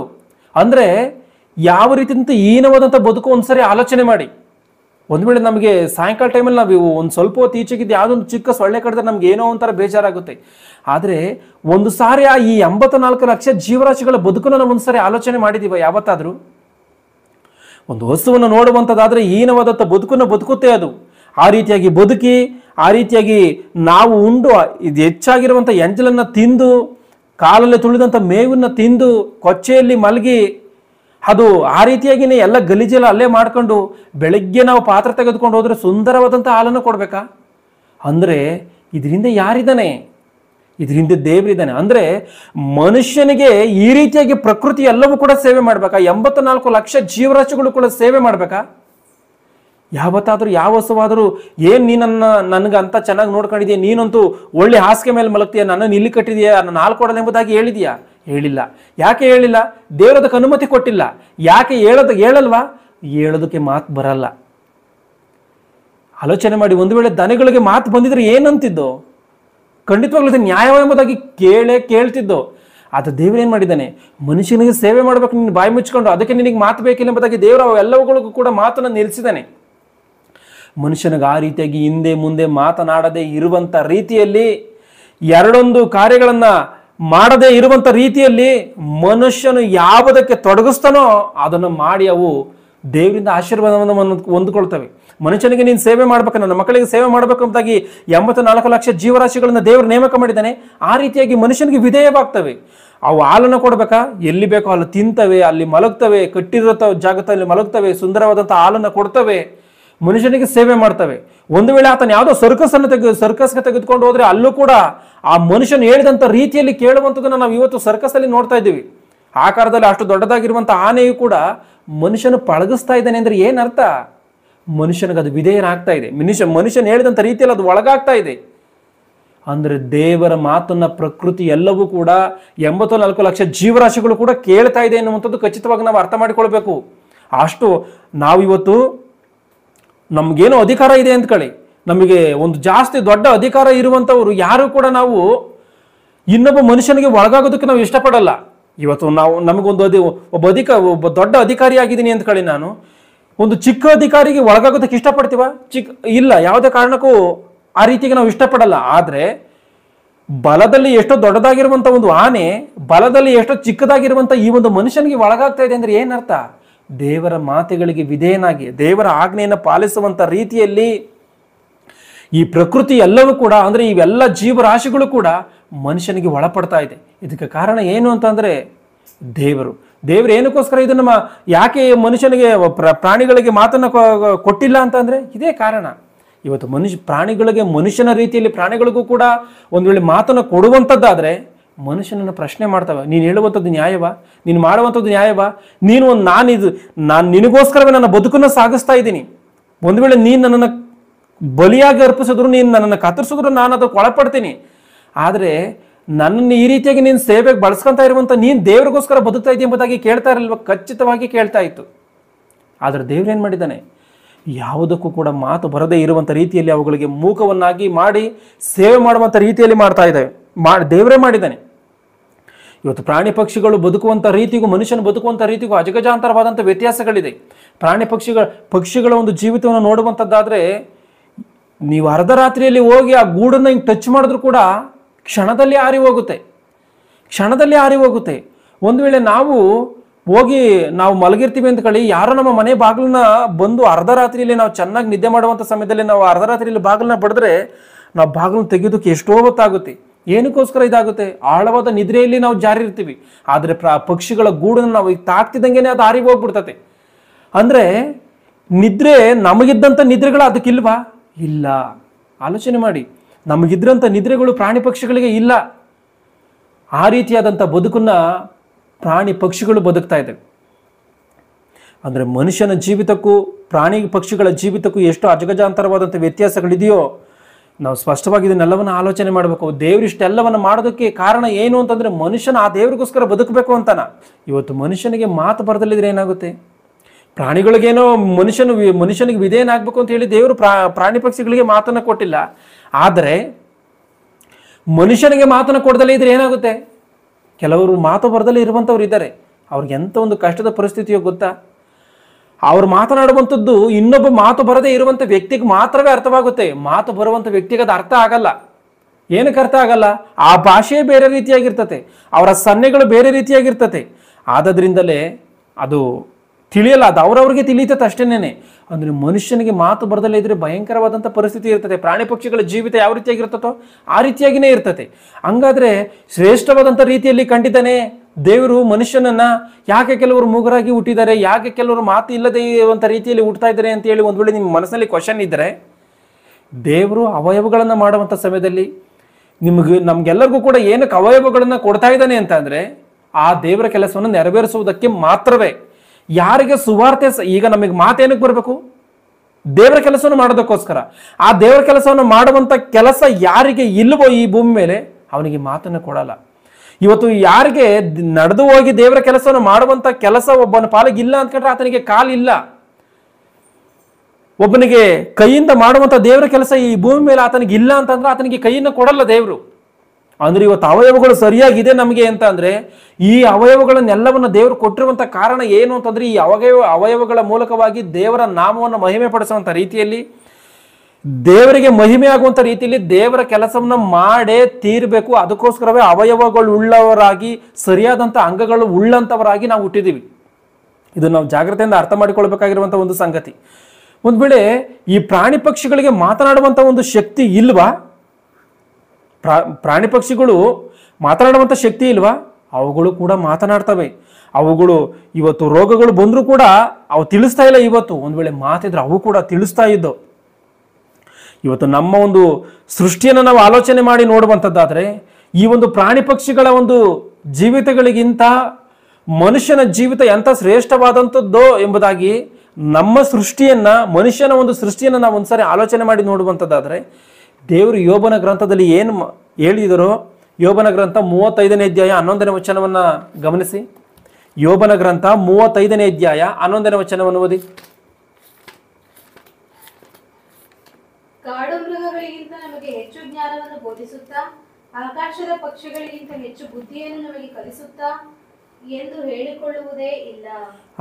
ಗಮನಿಸಿ, ಇಲ್ಲಿ ಕಾಡು ಮೃಗಗಳಿಗಿಂತ ನಮಗೆ ಹೆಚ್ಚು ಜ್ಞಾನವನ್ನು ಬೋಧಿಸುತ್ತಾ, ಕಾಡು ಮೃಗಗಳಿಗಿಂತ ನಮಗೆ ಹೆಚ್ಚು ಜ್ಞಾನವನ್ನ ಬೋಧನೆ ಮಾಡುತ್ತಾ, ಆಕಾಶದ ಪಕ್ಷಿಗಳಿಗಿಂತ ಹೆಚ್ಚು ಬುದ್ಧಿಯನ್ನು ನಮಗೆ ಕಲಿಸುತ್ತಾನೆ ಎಂದು ಹೇಳಿಕೊಳ್ಳುವುದೇ ಇಲ್ಲ. ಅಂದ್ರೆ ಕಾಡು ಮೃಗಗಳಿಗಿಂತ ನಮಗೆ ಹೆಚ್ಚು ಜ್ಞಾನವನ್ನು ಬೋಧನೆ ಮಾಡಿದ್ದಾನೆ ದೇವರು, ಜ್ಞಾನವನ್ನು ಬೋಧನೆ ಮಾಡಿದ್ದಾನೆ. ಇವತ್ತು ಯಾವ 84 ಲಕ್ಷ ಜೀವರಾಶಿಗಳಲ್ಲಿ ಯಾವುದಾದ್ರೂ ಒಂದು ಪ್ರಾಣಿ ಆಗಿರ್ಬೋದು, ಪಕ್ಷಿ ಆಗಿರ್ಬೋದು, ಸೈಕಲನ್ನು ಕಂಡುಹಿಡಿಯೋದಕ್ಕೆ ಸಾಧ್ಯನಾ? ಕಂಡುಹಿಡಿದಿದೆಯಾ ಹೋಗ್ಲಿ? ಅದು ಯಾವತ್ತಿಗೂ ಸಾಧ್ಯ ಇಲ್ಲವೇ ಇಲ್ಲ. ಇಂದೂ ಸಾಧ್ಯ ಇಲ್ಲ, ಇವತ್ತಿಗೂ ಸಾಧ್ಯ ಇಲ್ಲ, ಮುಂದೆನೂ ಕೂಡ ಸಾಧ್ಯ ಇಲ್ಲ. ಯಾಕೆ ಅಂದರೆ ಜ್ಞಾನವೂ ಇಲ್ಲ. ಇಲ್ಲಿ ಮುಂದೆ ಗಮನಿಸಿ, ಆಕಾಶದ ಪಕ್ಷಿಗಳಿಗಿಂತ ಹೆಚ್ಚು ಬುದ್ಧಿಯನ್ನ ನಮಗೆ ಕಲಿಸುತ್ತಾನೆ. ಆಕಾಶದ ಪಕ್ಷಿಗಳಿಗಿಂತಲೂ ಹೆಚ್ಚಿನದಾದಂಥ ಬುದ್ಧಿಯನ್ನು ದೇವರು ಕಲಿಸ್ತಾನಂತೆ. ಕಾಡು ಮೃಗಗಳಿಗಿಂತ ಹೆಚ್ಚಿನದಾದಂಥ ಜ್ಞಾನವನ್ನು ಕೊಡಿಸ್ತಾನೆ. ಜ್ಞಾನವನ್ನ ಆತನು ನಮಗೆ ಬೋಧನೆ ಮಾಡಿದ್ದಾನಂತೆ. ಅಂದ್ರೆ ಇವತ್ತು ಯಾಕೆ ಪ್ರಾಣಿ ಪಕ್ಷಿಗಳು ಮಾಡದೇ ಇರುವಂತ 84 ಲಕ್ಷ ಜೀವರಾಶಿಗಳು ಮಾಡದೇ ಇರುವಂತ ಬದುಕನ್ನ ನಾವು ಮಾಡ್ತಾ ಇದ್ದೀವಿ, ಅವುಗಳು ಜೀವಿಸದೇ ಇರುವಂತ ರೀತಿಯಲ್ಲಿ ನಾವು ಜೀವಿಸ್ತಾ ಇದ್ದೀವಿ ಅಂದ್ರೆ ಮನುಷ್ಯನಿಗೆ ಜ್ಞಾನ ಎನ್ನುವಂಥದ್ದಿದೆ. ಆದರೆ ಆದಾಮನ ಕಾಲದಲ್ಲಿ ನೋಡುವಂಥ ಸಮಯದಲ್ಲಿ ಆತನು ಬೆಡ್ ಮೇಲೆ ಮಲಗ್ತಿದ್ದ. ನಾವು ಇವತ್ತು ಮಲಗದಂಥ ರೀತಿಯಲ್ಲಿ ಕುರ್ಲಾನ್ ಹಾಸಿಗೆ ಮೇಲೆ ಮಲಗಿದಾನ? ಇಲ್ಲ. ದಿನದಿಂದ ದಿನಕ್ಕೆ ಕಳೆದಂತೆ ಮನುಷ್ಯನಿಗೆ ಜ್ಞಾನ ಎನ್ನುವಂಥದ್ದು ದೇವರ ಒಂದು ಮಾತಿಗೆ ಅನುಸಾರವಾಗಿ ಮನುಷ್ಯನಿಗೆ ಜ್ಞಾನ ಎನ್ನುವಂಥದ್ದು ಅಭಿವೃದ್ಧಿಯಾಗಿ ಆತನ ಏನ್ ಮಾಡ್ತಿದ್ದಾನೆ? ಹೊಸ ಹೊಸ ಆವಿಷ್ಕಾರಗಳನ್ನ ಮಾಡಿದ್ದಾನೆ, ಹೊಸ ಹೊಸದನ್ನ ಕಂಡಿಡ್ಕೊಂಡಿದ್ದಾನೆ. ಆದ್ರೆ ಆದಾಮನ ಕಾಲದಲ್ಲಿ ಯಾವ ರೀತಿಯಾಗಿ ಪ್ರಾಣಿ ಪಕ್ಷಿಗಳು ಜೀವಿತವನ್ನು ಕಳೀತಾ ಇದ್ವೋ ಇವತ್ತಿಗೂ ಕೂಡ ಅದೇ ರೀತಿಯಾಗಿ ಕಳೀತಾ ಇದ್ದಾವೆ. ಅದೇ ರೀತಿಯಾಗಿ ತಿರುಗುತ್ತಾ ಇದ್ದಾವೆ. ಯಾವ ಪ್ರಾಣಿ ಪಕ್ಷಿಯೂ ಕೂಡ ಹೋಗಿ ಎಲ್ಲೋ ಒಂದು ಏರೋಪ್ಲೇನ್ ಅನ್ನು ಕಂಡುಹಿಡಿದಿಲ್ಲ, ಇಲ್ಲ ಒಂದು ಮೋಟರ್ ಸೈಕಲ್ ಅನ್ನ ಕಂಡುಹಿಡಿದಿಲ್ಲ, ಇನ್ನೊಂದನ್ನ ಕಂಡುಹಿಡಿದಿಲ್ಲ, ಮತ್ತೊಂದನ್ನ ಕಂಡುಹಿಡಿದಿಲ್ಲ. ಅಂದ್ರೆ ಮನುಷ್ಯನ ಬದುಕಿದಂತ ಐಷಾರಾಮಿ ಜೀವಿಸವನ್ನ ಯಾವ ಪ್ರಾಣಿ ಪಕ್ಷಿಗಳು ಕೂಡ ಮಾಡ್ತಾ ಇಲ್ಲ ಎನ್ನುವಂಥದ್ದನ್ನ ನಾವು ಸರಿಯಾದಂಥ ರೀತಿಯಲ್ಲಿ ಅರ್ಥ ಮಾಡಿಕೊಳ್ಬೇಕು. ಏನಕ್ಕೆ ಮಾಡೋದಕ್ಕೆ ಸಾಧ್ಯ ಇಲ್ಲ? ಅವುಗಳಿಗಿರುವಂಥ ಜ್ಞಾನಕ್ಕಿಂತ ನಮಗೆ ಇರುವಂಥ ಜ್ಞಾನವು ಹೆಚ್ಚು. ಅಂದ್ರೆ ಅವುಗಳಿಗೇನು ಜ್ಞಾನವೇ ಇಲ್ಲ ಅಂತ ಅರ್ಥ ಅಲ್ಲ. ಒಂದು ಇರುವೆಯನ್ನು ನೋಡುವಂಥದ್ದಾದ್ರೆ ಅದು ಕೊಯ್ಲಿನ ಸಮಯದಲ್ಲಿ ತೆಗೆದುಕೊಂಡು ಹೋಗಿ ಕೂಡಿಟ್ಕೊಳ್ತದೆ ಎಂಬುದಾಗಿ ದೇವರ ವಾಕ್ಯದಲ್ಲೇ ಇದೆ, ನಾವು ಕಣ್ಣಾರೆ ಕಂಡಿದ್ದೀವಿ. ಕೊಯ್ಲಿನ ಸಮಯದಲ್ಲಿ ರಾಗಿಯನ್ನು ತೆಗೆದುಕೊಂಡು ಹೋಗಿ ಇಟ್ಕೊಳ್ತವೆ, ಅಕ್ಕಿಯನ್ನು ತೆಗೆದುಕೊಂಡು ಹೋಗಿ ಇಟ್ಕೊಳ್ತವೆ, ಅವು ಕಾಳುಗಳನ್ನು ತೆಗೆದುಕೊಂಡು ಹೋಗಿ ಎಲ್ಲೋ ಒಂದು ನೆಲದೊಳಗೆ ಮುಚ್ಚಿಟ್ಕೊಳ್ತವೆ. ಅಂದ್ರೆ ಜ್ಞಾನ ಇಲ್ದಲೇ ಅವು ಮುಚ್ಚಿಟ್ಕೊಳ್ತಾವ. ಕೊಯ್ಲಿನ ಸಮಯದಲ್ಲೇ ಇಟ್ಕೊಳ್ಬೇಕು ಅನ್ನುವಂಥದ್ದು ಅವುಗಳಿಗೆ ಏನು ಗೊತ್ತು? ಏನಕ್ಕೆ ಆ ರೀತಿಯಾಗಿ ಮಾಡ್ತವೆ? ಅಂದ್ರೆ ಕೊಯ್ಲಿನ ಸಮಯದಲ್ಲಿ ಒಂದು ವೇಳೆ ಕೂಡಿಟ್ಕೊಳ್ದಲೇ ಇದ್ರೆ ಮತ್ತೆ ಸಿಗಲ್ಲ ಎನ್ನುವಂಥ ಜ್ಞಾನ ಇದೆ. ಅವುಗಳಿಗೂ ಕೂಡ ಜ್ಞಾನ ಇದೆ. ಆದ್ರೆ ಅವುಗಳಿಗಿಂತ ಹೆಚ್ಚಿನದಂಥ ಜ್ಞಾನವು ಮನುಷ್ಯನಿಗೆ ಇದೆ. ಅದನ್ನು ಅರ್ಥ ಮಾಡ್ಕೊಳ್ಬೇಕಾಗಿರುವಂಥ ವಿಚಾರ. ಅಂದ್ರೆ ಇವತ್ತು ಈ ಯಾವ ಮನುಷ್ಯನು ಕೂಡ 84 ಲಕ್ಷ ಜೀವರಾಶಿಗಳಿಗೆ ಇರುವಂತ ಜ್ಞಾನಕ್ಕಿಂತ ಹೆಚ್ಚಿನದಂತ ಜ್ಞಾನ ಇದೆ ಅಂತ ಹೇಳಿ ಯಾವ ಮನುಷ್ಯನಾದ್ರೂ ಅರ್ಥ ಮಾಡ್ಕೊಳ್ತಾ ಇದ್ದಾನ? ಯಾವ ಕೂಡ ಮಾತಾಡ್ತಾ ಇಲ್ಲ. ಮನುಷ್ಯನ್ ಮಾತಾಡ್ತಾ ಇದ್ದಾನೆ ಅಂದ್ರೆ ದೇವ್ ನಮ್ಮನ್ನು ಹೆಚ್ಚಿನದಂತ ರೀತಿಯಲ್ಲಿ ನೋಡ್ತಾ ಇದ್ದಾನೆ. ಏನಕ್ಕೆ ಅಂತಂದ್ರೆ ಇದನ್ನು ನಾವೆಲ್ಲರೂ ಕೂಡ ದೇವರಿಗೋಸ್ಕರ ಬದುಕಬೇಕು ಅಂತ ಹೇಳಿ ಯಾವ ಮನುಷ್ಯನಾದರೂ ಆಲೋಚನೆ ಮಾಡ್ತಾ ಇದ್ದಾನ? ಒಂದು ಸಾರಿ ಮಾತು ನಿಂತೋದ್ರೆ ಗೊತ್ತಾಗುತ್ತೆ ಅವನಿಗೆ ಮಾತಿನ ಬೆಲೆ ಏನೋ ಎಂಬುದಾಗಿ, ಆತನ ಒಂದು ಮಾತಿನ ಧ್ವನಿಯ ಒಂದು ಬೆಲೆ ಏನು ಎಂಬುದಾಗಿ ಮಾತು ನಿಂತೋದ್ರೆ ಗೊತ್ತಾಗುತ್ತೆ. ಒಂದು ಸಮಯದಲ್ಲಿ ನೋಡುವಾಗ ಲೂಕನು ಬರೆದ ಸುವಾರ್ತೆ 1ನೇ ಅಧ್ಯಾಯದಲ್ಲಿ ಜಕರಿಯ ಎನ್ನುವಂಥ ಒಬ್ಬ ವ್ಯಕ್ತಿ ಇರ್ತಾನೆ. ಆತನು ದೇವರಾಲಯದಲ್ಲಿ ಸೇವೆ ಮಾಡ್ತಿರ್ತಾನೆ. ಆತನಿಗೆ ದೇವದೂತನ ಕಾಣಿಸ್ಕೊಳ್ತಾನೆ. ದೇವದೂತನ ಒಂದು ಯೋಹಾನ್ ಜನನದ ವಿಷಯದಲ್ಲಿ ಹೇಳ್ತಾನೆ. ಆತನು ನಂಬುವುದಕ್ಕೆ ಆತನು ಹಿಂದೆ ಮುಂದೆ ನೋಡ್ತಾನೆ.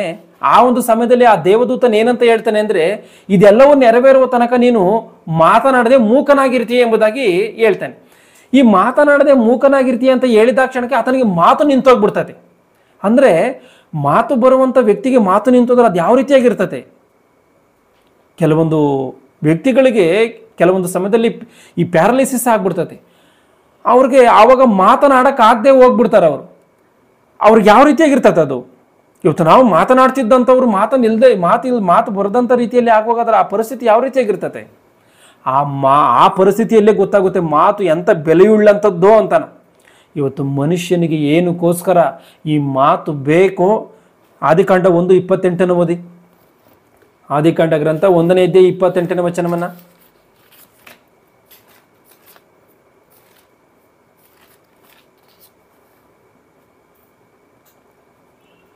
ನೀವು ಬಹು ಸಂತಾನವುಳ್ಳವರಾಗಿ ಹೆಚ್ಚಿರಿ, ಭೂಮಿಯಲ್ಲಿ ತುಂಬಿಕೊಂಡು ಅದನ್ನು ವಶ ಮಾಡಿಕೊಳ್ಳಿರಿ, ಸಮುದ್ರದ ಮೀನುಗಳ ಮೇಲೆಯೂ ಆಕಾಶದ ಪಕ್ಷಿಗಳ ಮೇಲೆಯೂ ಭೂಮಿಯಲ್ಲಿಯೂ ಚಲಿಸುವ ಎಲ್ಲಾ ಜೀವಿಗಳ ಮೇಲೆಯೂ ದೊರೆತನ ಮಾಡಿರಿ ಅಂದನು.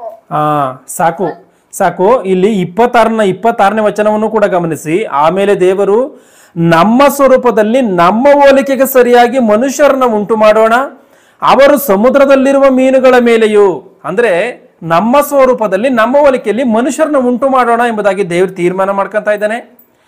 ಆ ರೀತಿಯಾಗಿ ಆತನ ತೀರ್ಮಾನ ಮಾಡ್ಕೊಂಡು ಆ ಮನುಷ್ಯರು ಏನ್ ಮಾಡ್ಬೇಕಂತೆ? ಅವರು ಸಮುದ್ರದಲ್ಲಿರುವಂತ ಮೀನುಗಳ ಮೇಲೆಯೂ ಅಂತರಿಕ್ಷದಲ್ಲಿ ಹಾರಾಡುವಂತ ಪಕ್ಷಿಗಳ ಮೇಲೆಯೂ ಪಶುಗಳ ಮೇಲೆಯೂ ನೆಲದ ಮೇಲೆ ಹರಿದಾಡುವ ಎಲ್ಲಾ ಕ್ರಿಮಿಕೀಟಗಳ ಮೇಲೆಯೂ ಎಲ್ಲಾ ಭೂಮಿಯ ಮೇಲೆಯೂ ದೊರೆತನ ಮಾಡಲಿ ಅಂದನು. ದೊರೆತನ ಅಂದ್ರೆ ಈತನು ದೊರೆ ಅಂದ್ರೆ ಏನು? ರಾಜ. ದೊರೆತನ ಅಂತಂದ್ರೆ ಈತನು ಆಳ್ವಿಕೆ ಮಾಡುವಂಥದ್ದು.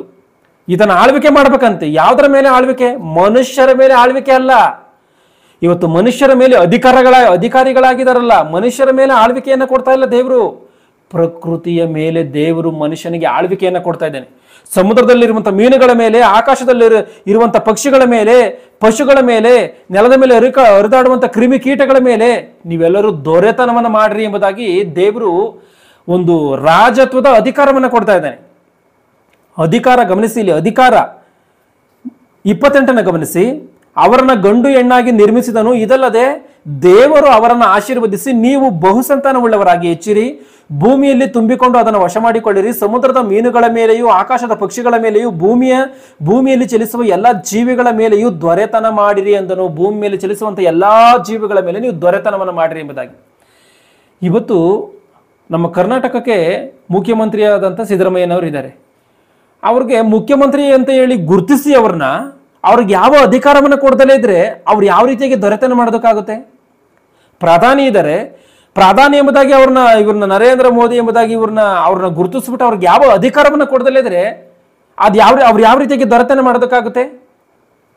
ಮಾಡೋದಕ್ಕಾಗಲ್ಲ. ಅಂದ್ರೆ ದೊರೆತನ ಮಾಡ್ಬೇಕು ಅಂದ್ರೆ ಅಧಿಕಾರ ಬೇಕಾ? ಅಧಿಕಾರ ಬೇಕು. ಇಲ್ಲೂ ಕೂಡ ಮನುಷ್ಯನಿಗೆ ಎಲ್ಲ ಜೀವರಾಶಿಗಳ ಮೇಲೆ ಅಧಿಕಾರವನ್ನು ಮಾಡ್ರಿ, ಈ ಪ್ರಕೃತಿಯ ಮೇಲೆ ಅಧಿಕಾರವನ್ನು ಮಾಡ್ರಿ, ಭೂಮಿ ಮೇಲೆ ನೀವು ತುಂಬಿಕೊಡ್ರಿ ಎಂಬುದಾಗಿ ದೇವರು ಅಧಿಕಾರವನ್ನು ಕೊಡ್ತಾ ಇದ್ದೇನೆ. ಅಂದ್ರೆ ಮಾತು ಬೇಕಾ ಬೇಡವಾ? ಅಧಿಕಾರ ಬೇಕಾ ಬೇಡವಾ? ಅಧಿಕಾರ ಅಂದ್ರೆ ಮಾತು ಬೇಕಾ ಬೇಡವಾ? ಬೇಕು. ಮನುಷ್ಯನು ಮಾತನಾಡಿದಾಗಲೇನೆ ಆತನು ಅಧಿಕಾರ ಇದ್ದಂಥ ರೀತಿಯಲ್ಲಿ.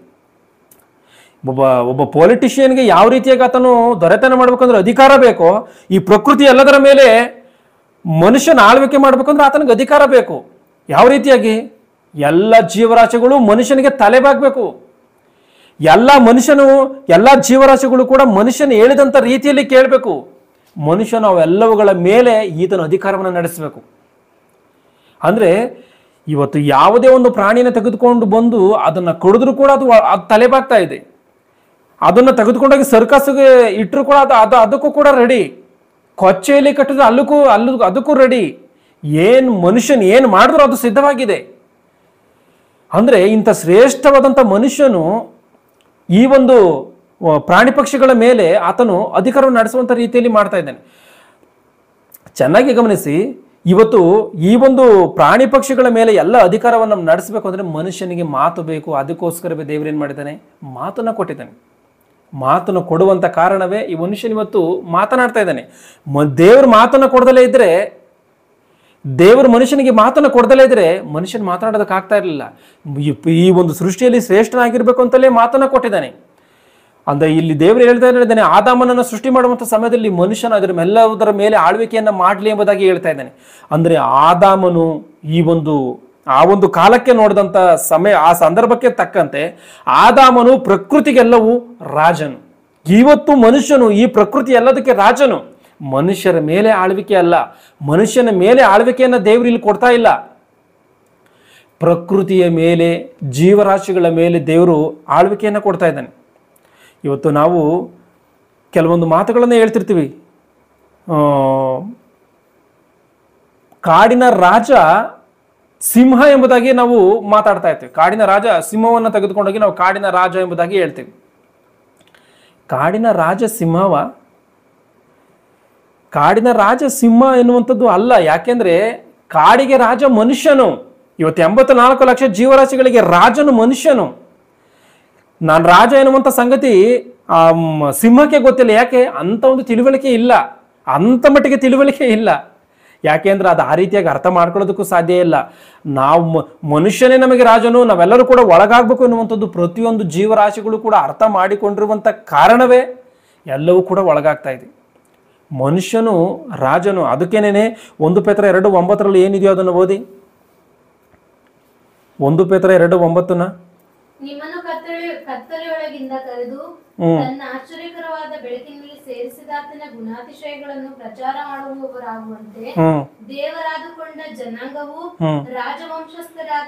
ರಾಜವಂಶಸ್ಥರಂತ. ಅಂದ್ರೆ ರಾಜವಂಶಸ್ಥರು ನಾವೆಲ್ಲರೂ ಕೂಡ ದೇವರ ಬಳಿಗೆ ಬಂದಿದ್ದೀವಿ. ನಾವು ದೇವರ ಗುಣಾತಿಶಯಗಳನ್ನು ಪ್ರಚಾರ ಮಾಡೋದಕ್ಕೋಸ್ಕರ ನಾವು ಪ್ರತ್ಯೇಕಿಸಲ್ಪಟ್ಟಿದ್ದೀವಿ ಅಂತಂದ್ರೆ ನಾವೆಲ್ಲ ಯಾರು? ರಾಜವಂಶಸ್ಥರು. ಅಂದರೆ ನಾವೆಲ್ಲರೂ ಕೂಡ ರಾಜರು. ಈ ಪ್ರಕೃತಿಯ ಮೇಲೆ ನಾವು ರಾಜರು, ಈ ಜೀವರಾಶಿಗಳ ಮೇಲೆ ನಾವು ರಾಜರು. ಅದಕ್ಕೋಸ್ಕರ ಆದಾಮನ ಏನು ಮಾಡ್ತಾನೆ ಗೊತ್ತಾ? ಎಲ್ಲ ಜೀವರಾಶಿಗಳಿಗೆ ಹೆಸರನ್ನ ಇಡ್ತಾನೆ. ಒಂದೊಂದು ಪ್ರಾಣಿ ಬರ್ತಿದ್ದಂಗೆ ನಾಯಿ ಎಂಬುದಾಗಿ ಹೆಸರಿಡ್ತಾನೆ, ನರಿ ಎಂಬುದಾಗಿ ಹೆಸರನ್ನ ಇಡ್ತಾನೆ, ಕೋಳಿ ಎಂಬುದಾಗಿ ಹೆಸರನ್ನ ಇಡ್ತಾನೆ, ನವಿಲು ಎಂಬುದಾಗಿ 84 ಲಕ್ಷ ಜೀವರಾಶಿಗಳಿಗೂ ಕೂಡ ಹೆಸರನ್ನ ಇಟ್ಟಿದ್ದಾನೆ. ಒಂದ್ಸಾರಿ ಆಲೋಚನೆ ಮಾಡಿ. ದೇವರು ಆದಾಮನನ್ನು ಎಲ್ಲದರ ಮೇಲೆ ಅಧಿಕಾರವನ್ನು ನಡೆಸಲಿ, ಎಲ್ಲವನ್ನು ಆಳ್ವಿಕೆ ಮಾಡಲಿ ಎಂಬುದಾಗಿ ದೇವರು ಆದಾಮನ ವಿಷಯದಲ್ಲಿ ಆ ರೀತಿಯಾಗಿ ತೀರ್ಮಾನ ಮಾಡಿ ಅವ್ರನ್ನ ಹುಟ್ಟಿಸಿ ಅವ್ರಿಗೆ ಯಾವ ಜ್ಞಾನವನ್ನು ಕೊಡದೇ ಇರುವಂಥ ರೀತಿಯಲ್ಲಿ ಇಲ್ಲ. ಎಂಥ ಜ್ಞಾನವನ್ನು ಕೊಟ್ಟಿದ್ದಾನೆ ಅಂದರೆ, ಇವತ್ತು ನಮ್ಮ ಮನೆಯಲ್ಲಿ ಜನಿಸುವಂಥ ಒಂದು ಮಗುವಿಗೆ ಒಂದು ಹೆಸರನ್ನು ಇಡೋದಕ್ಕೋಸ್ಕರವೇ ನಾವು ಎಷ್ಟೋ ಕಷ್ಟಪಡ್ತೀವಿ, ಎಷ್ಟೋ ಜನವನ್ನು ಕೇಳ್ತೀವಿ, ಎಷ್ಟೋ ತಲೆ ಕೆಡಿಸ್ಕೊಳ್ತೀವಿ. ಆದರೆ 84 ಲಕ್ಷ ಜೀವರಾಶಿಗಳಿಗೂ ಕೂಡ ಆದಾಮನು ಒಬ್ಬನೇ ಆತನ ಹೆಸರನ್ನ ಇಟ್ಟಿದ್ದಾನೆ. ಅಂದರೆ ಅರ್ಥ ಮಾಡಿಕೊಳ್ಳಿ, ಆದಾಮನು ಒಬ್ಬನೇ ಹೆಸರನ್ನ ಇಟ್ಟಿದ್ದಾನೆ. ಒಂದೊಂದು ಪ್ರಾಣಿಗಳು ಕೂಡ ಬರುವಂಥ ರೀತಿಯಲ್ಲಿ ದೇವರು ಮಾಡಿದ್ದಾರೆ. ಆದಾಮನ ಮುಂದೆ ಎಲ್ಲ ಪ್ರಾಣಿಗಳು ಎಲ್ಲ ಜೀವರಾಶಿಗಳು ಬರಬೇಕು. ಅವುಗಳಿಗೆ ಇಂತಿಂಥ ಹೆಸರುಗಳನ್ನು ದೇವರು ಆದಾಮನ ಏನು ಮಾಡಬೇಕು? ನಾಮಕರಣ ಮಾಡಬೇಕು. ನಿನಗಿಂತ ಹೆಸರು ಹೋಗು, ನಿನಗಿಂತ ಹೆಸರು ನೀನು ಹೋಗು ಎಂಬುದಾಗಿ. ಅಂದರೆ ಎಂಥ ಜ್ಞಾನ ಇದೆಯೋ ಆದಾಮನಲ್ಲಿ ಆಲೋಚನೆ ಮಾಡಿ. ಆದಾಮನಲ್ಲಿ ಎಂಥ ಜ್ಞಾನ ಇದೆಯೋ ಅಂದರೆ ಜೀವರಾಶಿಗಳಿಗೆ ಇಲ್ಲದೇ ಇರುವಂಥ ಜ್ಞಾನವು ಆದಾಮನಲ್ಲಿ ಇದ್ದಿದ್ದಕ್ಕೋಸ್ಕರವೇ ಅಷ್ಟು ಜೀವರಾಶಿಗಳಿಗೂ ಕೂಡ ಹೆಸರನ್ನ ಇಟ್ಟಿದ್ದಾನೆ. ಇಲ್ಲಾಂದರೆ ಹೆಸರನ್ನ ಇಡೋದಕ್ಕೆ ಯಾವುದೇ ಕಾರಣಕ್ಕೂ ಕೂಡ ಆಗ್ತಾ ಇರಲಿಲ್ಲ.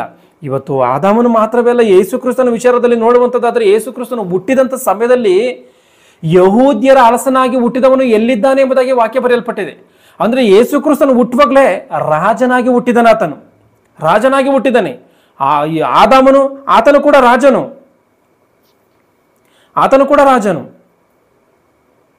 ನಾವು ಸ್ಪಷ್ಟವಾಗಿ ಗಮನಿಸಬೇಕು. ಅಂದರೆ ಈ ಪ್ರಕೃತಿ ಮೇಲೆ ಮನುಷ್ಯನು ರಾಜನಾಗಿದ್ದಾನೆ. ಏನಕ್ಕೆ ಅಂತಂದ್ರೆ ಈ ಸೃಷ್ಟಿಯಲ್ಲಿ ಮನುಷ್ಯನು ದೊಡ್ಡವನಾಗಿರಬೇಕು ಅಂತ, ದೊಡ್ಡವನಾಗಿ ಇರುವಂಥ ಕಾರಣ. ಇವತ್ತು ಈ ಪ್ರಕೃತಿ ಎಲ್ಲದರ ಮೇಲೆ ನೀನು ಆಳ್ವಿಕೆಯನ್ನು ಮಾಡು, ಈ ಕಾಡಿನಲ್ಲಿರುವಂಥ ಎಲ್ಲ ಜೀವರಾಶಿಗಳ ಮೇಲೆ ನೀನು ಆಳ್ವಿಕೆಯನ್ನು ಮಾಡು ಅಂತ ಹೇಳಿ ದೇವರು ಹೇಳಿದ್ರೆ, ಕೆಲವರು ಕಾಡಿನ ಕಳ್ಳರಾಗಿದ್ದಾರೆ, ಮರದ ಕಳ್ಳರು, ಪ್ರಾಣಿ ಪಕ್ಷಿಗಳ ಕಳ್ಳರು, ಆನೆಯ ದಂತದ ಕಳ್ಳರು, ಏನೇನೋ ವಿಚಿತ್ರವಾದಂಥ ಕಾಡಿನ ಕಳ್ಳರಾಗಿದ್ದಾರೆ. ಕಾಡಿನ ಮೇಲೆ ನೀನು ರಾಜನಾಗಿರು ಅಂತ ಅಂದರೆ, ಕಾಡಿನಲ್ಲಿರುವಂಥ ಎಲ್ಲ ಜೀವರಾಶಿಗಳ ಮೇಲೆ ನೀನು ರಾಜನಾಗಿರು ಅಂದರೆ, ಕಾಡಿನಲ್ಲಿರುವಂಥ ಪ್ರಾಣಿಗಳನ್ನು ಕದಿಯುವಂಥದ್ದು, ಮರಗಳನ್ನು ಕಡಿಯುವಂಥ ಕಾಡಿನ ಕಳ್ಳನಾಗಿ ಮಾರ್ಪಾಟಾಗಿದ್ದಾನೆ ಮನುಷ್ಯನು. ಅಂದರೆ ಪ್ರಸಂಗಿ ಗ್ರಂಥ 7ನೇ ಅಧ್ಯಾಯ 29ನೇ ವಚನಕ್ಕನುಸಾರವಾಗಿ ದೇವರು ಮನುಷ್ಯರನ್ನು ಸತ್ಯವಂತರನ್ನಾಗಿ ಸೃಷ್ಟಿಸಿದನು, ಅವರಾದರೂ ಬಹು ಯುಕ್ತಿಗಳನ್ನು ಕಲ್ಪಿಸಿಕೊಂಡಿದ್ದಾರೆ ಎನ್ನುವಂಥ ಮಾತಿಗೆ ಅನುಸಾರವಾಗಿ ಸತ್ಯವಂತರನ್ನಾಗಿ ದೇವರು ಮನುಷ್ಯನನ್ನು ಹುಟ್ಟಿಸಿ ಸತ್ಯದ ರೀತಿಯಲ್ಲಿ ಬದುಕ್ರಿ ಎಂಬುದಾಗಿ ದೇವರು ಆಜ್ಞೆಗಳನ್ನು ಕೊಟ್ಟು, ತಿಳುವಳಿಕೆಯನ್ನು ಕೊಟ್ಟು, ಮನುಷ್ಯನಿಗೆ ಬೇಕಾದಂಥ ಸರ್ವ ಅವಶ್ಯಕತೆಗಳನ್ನು ಕೂಡ ಕೊಟ್ಟು ಕಾಪಾಡಿ ನಡೆಸ್ತಾ ಇದ್ರೆ, ಮನುಷ್ಯನನ್ನು ಕಳ್ಳನಾಗಿ, ದುಷ್ಟನಾಗಿ, ದುರ್ಮಾರ್ಗಿಯಾಗಿ ಆತನು ಬದಲಾಗಿ ಹೋಗ್ತಾ ಇದ್ದಾನೆ. ಆಲೋಚನೆ ಮಾಡಿ. ಇವತ್ತು ಆ ಒಂದು ಸೃಷ್ಟಿಯಲ್ಲಿ ಶ್ರೇಷ್ಠನಾಗಿರುವಂಥ ಮನುಷ್ಯನಿಗೆ ಏನಕ್ಕೋಸ್ಕರ ಮಾತು ಬೇಕು ಅಂದರೆ ಆ ದೇವರ ಬಗ್ಗೆ ಸರಿಯಾದಂಥ ರೀತಿಯಲ್ಲಿ ಹೇಳಬೇಕು ಅಂತ. ಯಾಕೆ ಹೇಳಬೇಕು?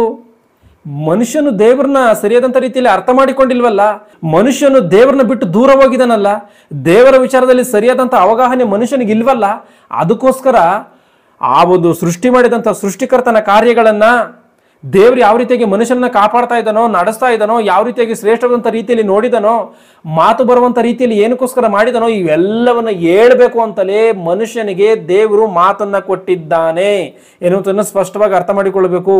ರೋಮಪುರದವರಿಗೆ ಬರೆದ ಪತ್ರಿಕೆ 10ನೇ ಅಧ್ಯಾಯ 14ನೇ ವಚನವನ್ನು ಓದಿ. ರೋಮಪುರದವರಿಗೆ ಬರೆದ ಪತ್ರಿಕೆ 10ನೇ ಅಧ್ಯಾಯ 14ನೇ ವಚನವನ್ನು.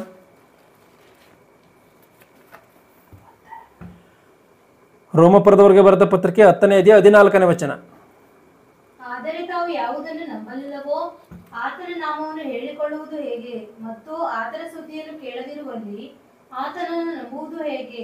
ಸಾರಿ ಹೇಳುವವನಿಲ್ಲದೆ ಕೇಳುವುದು ಹೇಗೆ? ಗಮನಿಸಿ, ಇಲ್ಲಿ ಸಾರಿ ಹೇಳುವವನಿಲ್ಲದೆ ಕೇಳುವುದು ಹೇಗೆ ಎಂಬುದಾಗಿದೆ. ಸಾರಿ ಹೇಳುವವನಿಲ್ಲದೆ ಕೇಳುವುದು ಹೇಗೆ ಅಂದ್ರೆ ಸುವಾರ್ತೆ ಸಾರುವಂತವನು ಇಲ್ದಲೇನೇನೆ ಕೇಳುವಂಥದ್ದು ಹೆಂಗೆ ಎಂಬುದಾಗಿ ಇಲ್ಲಿ ವಾಕ್ಯ ಬರೆಯಲ್ಪಟ್ಟಿದೆ. ಅಂದ್ರೆ ಸಾರುವಂತವನು ಬೇಕಾ? ಸಾರಿ ಹೇಳುವವನಿಲ್ಲದೆ ಅಂತಂದ್ರೆ ಸಾರುವಂತವನು ಬೇಕಾ? ಸಾರುವಂತವನು ಬೇಕು. ಸಾರಬೇಕು ಅಂದ್ರೆ ಏನ್ ಬೇಕು?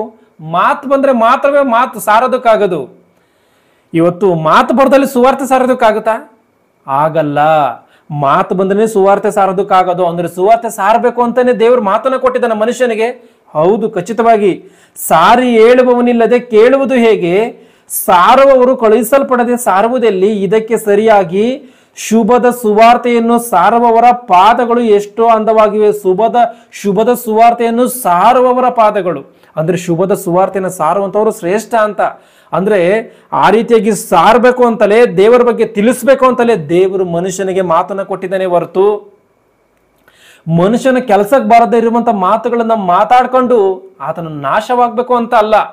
ಇವತ್ತು ಕೆಲವರು ಮಾತು ಬರುತ್ತೆ, ಮಾತನ್ನ ಕಲ್ತು ಬಿಟ್ಟಿದೀವಿ ಅಂತ ಹೇಳಿ ಕೆಲವೊಂದು ಮಾತಿನಲ್ಲೇ ನಿಪುಣತೆಯನ್ನು ಹೊಂದಿಕೊಂಡಿರುವಂತ ಕೆಲವರು ಇದ್ದಾರೆ. ಅವರು ಏನೇನು ಮಾತಾಡ್ತಾರೆ? ದೇವರಿಗೋಸ್ಕರ ಏನಾದರೂ ಮಾತಾಡ್ತಾರ ಅಂದ್ರೆ ಖಚಿತವಾಗಿ ಇಲ್ಲ. ದೇವರಿಗೋಸ್ಕರ ಏನನ್ನು ಮಾತಾಡಲ್ಲ, ಇಲ್ಲ ನೀತಿ ನಿಮಿತ್ತವಾಗಿ ಏನನ್ನು ಮಾತಾಡಲ್ಲ, ಇಲ್ಲ ಅವರು ಯಾವುದೊಬ್ಬ ಮನುಷ್ಯನನ್ನು ಒಳ್ಳೆ ದಾರಿಗೆ ತರೋದಕ್ಕೋಸ್ಕರ ಏನಾದರೂ ಮಾತಾಡ್ತಾರೆ ಅಂದ್ರೆ ಅದು ಯಾವುದೂ ಇಲ್ಲ. ಕೆಲಸಕ್ಕೆ ಬರದೇ ಇರುವಂತ ಮಾತುಗಳನ್ನು ಮಾತಾಡ್ಕೊಂಡು ಜೀವನವನ್ನು ಸಾಗಿಸ್ತಾರೆ. ಆದರೆ ಮಾತು ಬರದೇ ಇರುವಂತ ಅಂದ್ರೆ ಅವುಗಳ ಮಾತು ನಮಗೆ ಅರ್ಥವಾಗದೇ ಇರುವಂತ ಪರಿಸ್ಥಿತಿಯಲ್ಲಿ ಪ್ರಕೃತಿಗೂ ನಮಗೂ ಇದೆ. ಆ ಪ್ರಕೃತಿ ಏನ್ ಮಾಡ್ತಿದ್ಯೋ ಒಂದ್ಸಾರಿ ಕೀರ್ತನೆಗಳು 19:1-3 ಓದಿ. 19ನೇ ಕೀರ್ತನೆ 1ನೇ ವಚನದಿಂದ 3ನೇ ವಚನವನ್ನ.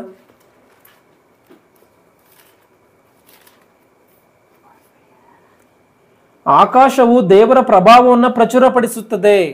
ಗಮನಿಸಿ, ಆಕಾಶವು ದೇವರ ಪ್ರಭಾವವನ್ನು ಪ್ರಚುರಪಡಿಸುತ್ತದೆ, ಗಗನವು ಆತನ ಕೈಕೆಲಸವನ್ನು ತಿಳಿಸುತ್ತದೆ.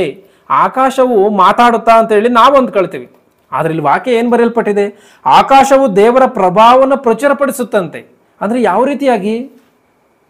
ರೀತಿಯಾಗಿ ಒಬ್ಬ ಮನುಷ್ಯನು ಈ ವಿಶಾಲವಾದಂಥ ಆಕಾಶವನ್ನು ನೋಡಿದ್ರೆ ಇದರಿಂದ ದೇವರಿದ್ದಾನೆ ಅಂತೇಳಿ ಅರ್ಥ ಮಾಡ್ಕೋಬೇಕಂತೆ. ಯಾಕೆ ಅಂತಂದ್ರೆ ಇವತ್ತೊಂದು ಮೊಬೈಲನ್ನು ನಮ್ಗೆ ಯಾವುದೋ ಒಂದು ಚೆನ್ನಾಗಿರೋ ಮೊಬೈಲ್ ಕಾಣ್ತು ಅಂದ್ಕೊಂಡ್ರೆ ಇದು ಯಾವ ದೇಶದ್ದು, ಇದನ್ನು ಯಾರು ಕಂಡುಹಿಡಿದ್ರು ಎಂಬುದಾಗಿ ಆಲೋಚನೆ ಮಾಡ್ತೀವಿ. ಇದು ಮೇಡ್ ಇನ್ ಚೀನಾನ, ಇದು ಮೇಡ್ ಇನ್ ಇಂಡಿಯಾನ, ಯಾವ ದೇಶದ್ದು ಇದನ್ನು ಯಾವ ದೇಶದವ್ರು ಕಂಡುಹಿಡಿದ್ರು ಎಂಬುದಾಗಿ. ಯಾಕೆ ಇದನ್ನು ಯೋಚನೆ ಮಾಡ್ತೀವಿ? ಮೊಬೈಲ್ ಕ್ವಾಲಿಟಿ ಯಾವ ರೀತಿಯಾಗಿರ್ತದೆ, ಇಲ್ಲ ಇಂಥ ಚೆನ್ನಾಗಿರುವಂಥ ಮೊಬೈಲನ್ನು ಯಾರು ಕಂಡುಹಿಡ್ತಿದ್ದಾರೆ, ಅಂದ್ರೆ ನಮ್ಮ ಆಲೋಚನೆ ಏನು? ಯಾರೊಬ್ರು ಕಂಡು ಹಿಡಿದಿದ್ದಾರೆ, ಯಾರೊಬ್ರು ಇದನ್ನು ಸೃಷ್ಟಿ ಮಾಡಿದ್ದಾರೆ ಎನ್ನುವಂಥದ್ದು ನಮ್ಗೆ ಸ್ಪಷ್ಟವಾಗಿ ಗೊತ್ತಿರುವುದಕ್ಕೋಸ್ಕರವೇ ಇದು ಯಾವ ದೇಶದ್ದು ಎಂಬುದಾಗಿ ನಾವು ಅಂದ್ಕೊಳ್ತೀವಿ. ಆದರೆ ಈ ವಿಶಾಲವಾದಂಥ ಪ್ರಕೃತಿಯನ್ನು ನೋಡಿ ಇದರಿಂದ ದೇವರಿದ್ದಾನೆ, ಇದು ದೇವರಿಲ್ದಲೇ ಇಷ್ಟೊಂದು ವಿಶಾಲವಾದಂಥ ಆಕಾಶವನ್ನು ಮನುಷ್ಯನ ಮಾಡೋದಕ್ಕೆ ಸಾಧ್ಯವಾ, ಇಲ್ಲ ತನ್ನಟ್ಟಿಗೆ ತಾನೇ ಹುಟ್ಟೋದಕ್ಕೆ ಸಾಧ್ಯವಾ ಎಂಬುದಾಗಿ ಮನುಷ್ಯನ ಆಲೋಚನೆ ಮಾಡ್ತಾನ? ಆಲೋಚನೆ ಮಾಡಲ್ಲ. ಇವತ್ತು ತನ್ನಟ್ಟಿಗೆ ತಾನೇ ಯಾವುದು ಕೂಡ ನಡೆಯಲ್ಲ.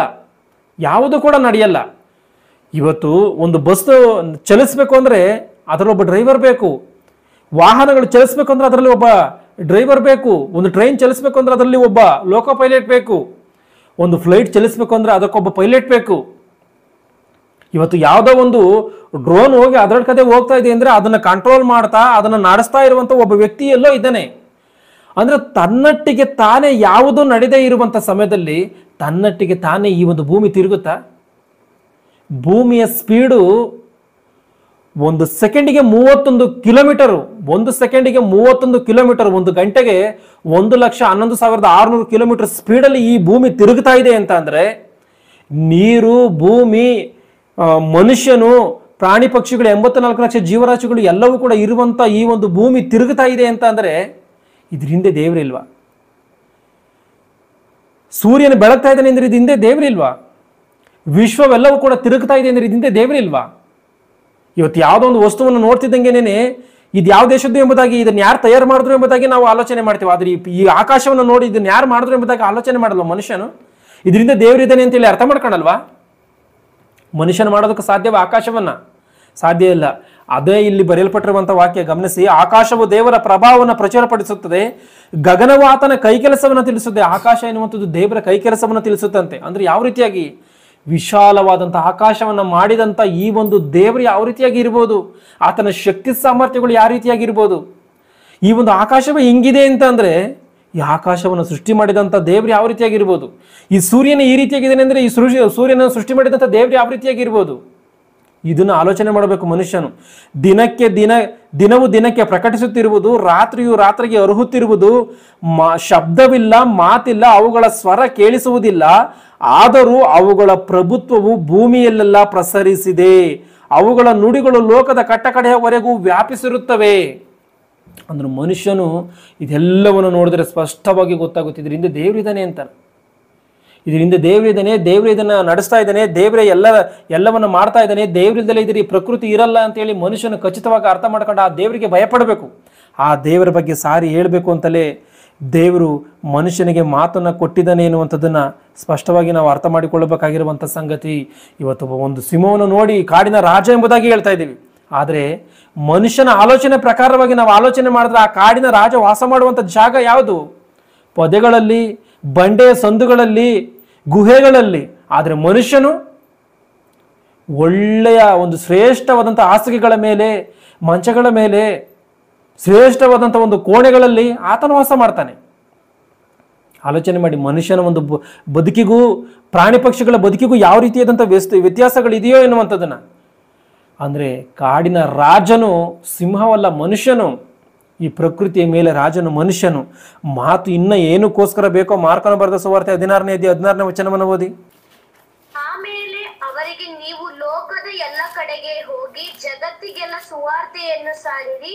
ನಂಬಿ ದೀಕ್ಷಾಸ್ನಾನ ಮಾಡಿಕೊಳ್ಳುವವನನ್ನು ರಕ್ಷಣೆ ಹೊಂದುವನು, ನಂಬದೆ ಹೋಗುವವನು.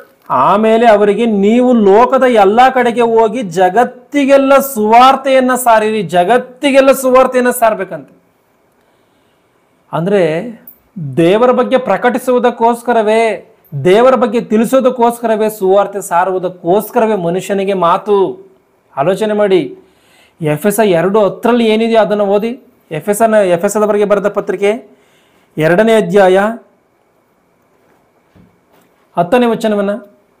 ಸತ್ಕಾರ್ಯಗಳನ್ನು ಮಾಡುವುದಕ್ಕಾಗಿಯೇ ಕ್ರಿಸ್ತ ಯೇಸುವಿನಲ್ಲಿ ಸೃಷ್ಟಿಸಲ್ಪಟ್ಟೆವು. ಸಾಕು. ಓದಿ ಮುಂದೆ. ನಡೆಸುವವರಾಗಿ ಬದುಕಬೇಕೆಂಬುದು ದೇವರು ನಮ್ಮನ್ನು ಮೊದಲೇ ನೇಮಿಸಿದನು. ಸತ್ಕಾರ್ಯಗಳನ್ನು ಮಾಡುವುದಕ್ಕೋಸ್ಕರವೇ ಕ್ರಿಸ್ತ ಯೇಸುವಿನಲ್ಲಿ ಸೃಷ್ಟಿಸಲ್ಪಟ್ಟೆವು ಅಂತ ಹೇಳಿದೆ. ನಾವೆಲ್ಲ ಏನಕ್ಕೋಸ್ಕರ ನಾವು ಸೃಷ್ಟಿಯಾಗಿದ್ದೀವಿ ಅಂದ್ರೆ ಸತ್ಕಾರ್ಯ ಮಾಡೋದಕ್ಕೋಸ್ಕರವಂತೆ. ಸತ್ಕಾರ್ಯ ಅಂದ್ರೆ ಏನು? ಸತ್ಯ ಅಂದ್ರೆ ಏನು? ಯೋಹಾನ ಸುವಾರ್ತೆ 17ನೇ ಅಧ್ಯಾಯ 17ನೇ ವಚನಕ್ಕೆ ಅನುಸಾರವಾಗಿ ನಿನ್ನ ವಾಕ್ಯವೇ ಸತ್ಯವು ಎಂಬುದಾಗಿದೆ. ಅಂದರೆ ನಿನ್ನ ವಾಕ್ಯವೇ ಸತ್ಯವು ಅಂತ ಹೇಳಿ ಐತೆ ಅಂತ ಅಂದರೆ ಯಾವುದು ಸತ್ಕಾರ್ಯ? ದೇವರ ಮಾತುಗಳಂತೆ ಬದುಕುವಂಥದ್ದು ಸತ್ಕಾರ್ಯ. ನಾವು ಆತನ ನಿರ್ಮಾಣ ಸತ್ಕಾರ್ಯಗಳನ್ನು ಮಾಡುವುದಕ್ಕಾಗಿಯೇ ಕ್ರಿಸ್ತ ಯೇಸುವಿನಲ್ಲಿ ಸೃಷ್ಟಿಸಲ್ಪಟ್ಟೆವು. ದೇವರ ಕೆಲಸಗಳನ್ನು ಮಾಡ್ತಾ ಸತ್ಕಾರ್ಯಗಳನ್ನು ಮಾಡ್ತಾ ಬದುಕೋದಕ್ಕೋಸ್ಕರವೇ ಸೃಷ್ಟಿಯಾಗಿದ್ದೀವಂತೆ. ನಾವು ಸತ್ಕಾರ್ಯಗಳನ್ನು ನಡೆಸುತ್ತಾ ನಾವು ಸತ್ಕಾರ್ಯಗಳನ್ನು ನಡೆಸುವವರಾಗಿ ಬದುಕಬೇಕೆಂದು ದೇವರು ನಮ್ಮನ್ನು ಮೊದಲೇ ನೇಮಿಸಿದನು. ಸತ್ಕಾರ್ಯಗಳನ್ನು ಮಾಡ್ತಾ ಬದುಕಬೇಕು ಅಂತೇಳಿ ದೇವರು ಮೊದಲೇ ನೇಮಕ ಮಾಡಿದನಂತೆ. ಆ ಸತ್ಕಾರ್ಯಗಳಲ್ಲಿ ದೇವರ ವಾಕ್ಯವನ್ನು ಸಾರುವಂಥದ್ದು ಒಂದು ಭಾಗ. ದೇವರ ವಾಕ್ಯಗಳಂತೆ ನಡ್ಕೊಳ್ಳುವಂಥದ್ದು ಮಾತ್ರ ಅಲ್ಲ, ದೇವರ ವಾಕ್ಯವನ್ನ ಬೋಧನೆ ಮಾಡುವಂಥದ್ದು, ತಿಳಿಸುವಂಥದ್ದು, ದೇವರ ಬಗ್ಗೆ ಪ್ರಕಟಿಸುವಂಥದ್ದು, ಅಲ್ಲೋಲ ಕಲ್ಲೋಲವಾಗುತ್ತಿರುವಂಥ ಈ ಒಂದು ಸಮಾಜವನ್ನ ದೇವರ ದಾರಿ ಮಾರ್ಗಗಳಲ್ಲಿ ದೇವರ ಬಳಿಗೆ ತರುವಂಥದ್ದು. ಅದು ನಡಿಬೇಕು ಅಂತಂದ್ರೆ ದೇವರ ವಿಚಾರವನ್ನು ಹೇಳ್ಬೇಕು. ದೇವರ ವಿಚಾರ ಹೇಳ್ಬೇಕು ಅಂದ್ರೆ ಮನುಷ್ಯನಿಗೆ ಮಾತು ಬರಬೇಕು. ಅದಕ್ಕೋಸ್ಕರವೇ ದೇವರು ಮನುಷ್ಯನಿಗೆ ಮಾತನ್ನು ಕೊಟ್ಟು ಶ್ರೇಷ್ಠವಾದಂಥ ರೀತಿಯಲ್ಲಿ ನಡೆಸ್ತಾ ಇದ್ದಾನೆ. ಆದರೆ ಇದನ್ನ ತಿಳಿದು ಯಾವ ಮನುಷ್ಯನಾದ್ರೂ ಇದಕ್ಕೆ ಮುಂದಾಗ್ತಾ ಇದ್ದಾನ? ದೇವರನ್ನ ತಿಳಿದಿರುವಂಥ ಕ್ರೈಸ್ತರೇ ಇನ್ನ ಯಾವುದೊಬ್ಬ ವ್ಯಕ್ತಿಗೆ ಧೈರ್ಯವಾಗಿ ದೇವರ ಬಗ್ಗೆ ಹೇಳೋದಕ್ಕೆ ನಾಚಿಕೆ ಪಡ್ತಾನೆ, ಭಯಪಡ್ತಾನೆ. ಏನಕ್ಕೆ ಅಂದ್ರೆ ಮನುಷ್ಯನು ಸರಿಯಾದಂಥ ರೀತಿಯಲ್ಲಿ ದೇವರ ಉದ್ದೇಶವನ್ನು ಅರ್ಥ ಮಾಡ್ಕೊಂಡಿಲ್ಲ ಅಂತ ಆಯ್ತು. ಅಲ್ಲಿಗೆ ಆಲೋಚನೆ ಮಾಡಿ. ನಮಗೆ ಮಾತು ಏನಕ್ಕಿದೆ ಅಂದರೆ ಸುವಾರ್ತೆ ಸಾರುವುದಕ್ಕೋಸ್ಕರ ಮಾತ್ರವೇ ಮಾತಿದೆ ಎನ್ನುವಂಥದ್ದು ನಮಗೆ ಸ್ಪಷ್ಟವಾಗಿ ಗೊತ್ತಾಗುತ್ತೆ.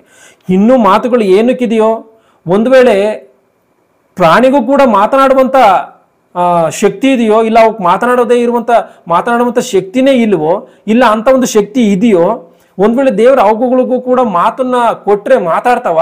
ಒಂದು ವೇಳೆ ಚರಿತ್ರೆಯಲ್ಲಿ ಅಂದರೆ ಬೈಬಲಲ್ಲಿ ಯಾವ ಪ್ರಾಣಿಯಾದರೂ ಮಾತನಾಡಿದೆಯಾ ಅಂತ ಹೇಳಿ ಮುಂದಿನ ಒಂದು ಭಾಗದಲ್ಲಿ ನೋಡಿಕೊಳ್ಳೋಣ. ಯಾಕೆಂದ್ರೆ ಪ್ರಾಣಿಯು ಕೂಡ ಮಾತನಾಡಿರುವಂಥ ಒಂದು ಸತ್ಯವು ಬೈಬಲಲ್ಲಿ ಇದೆ, ಚರಿತ್ರೆಯಲ್ಲಿ ಇದೆ. ಆಗಿರ್ಬೋದು ಯಾವಾಗಲಾದರೂ ಪ್ರಾಣಿಗಳು ಮಾತನಾಡಿದ್ಯಾ ಅದನ್ನು ಮುಂದಿನ ಭಾಗದಲ್ಲಿ ನೋಡಿಕೊಳ್ಳೋಣ.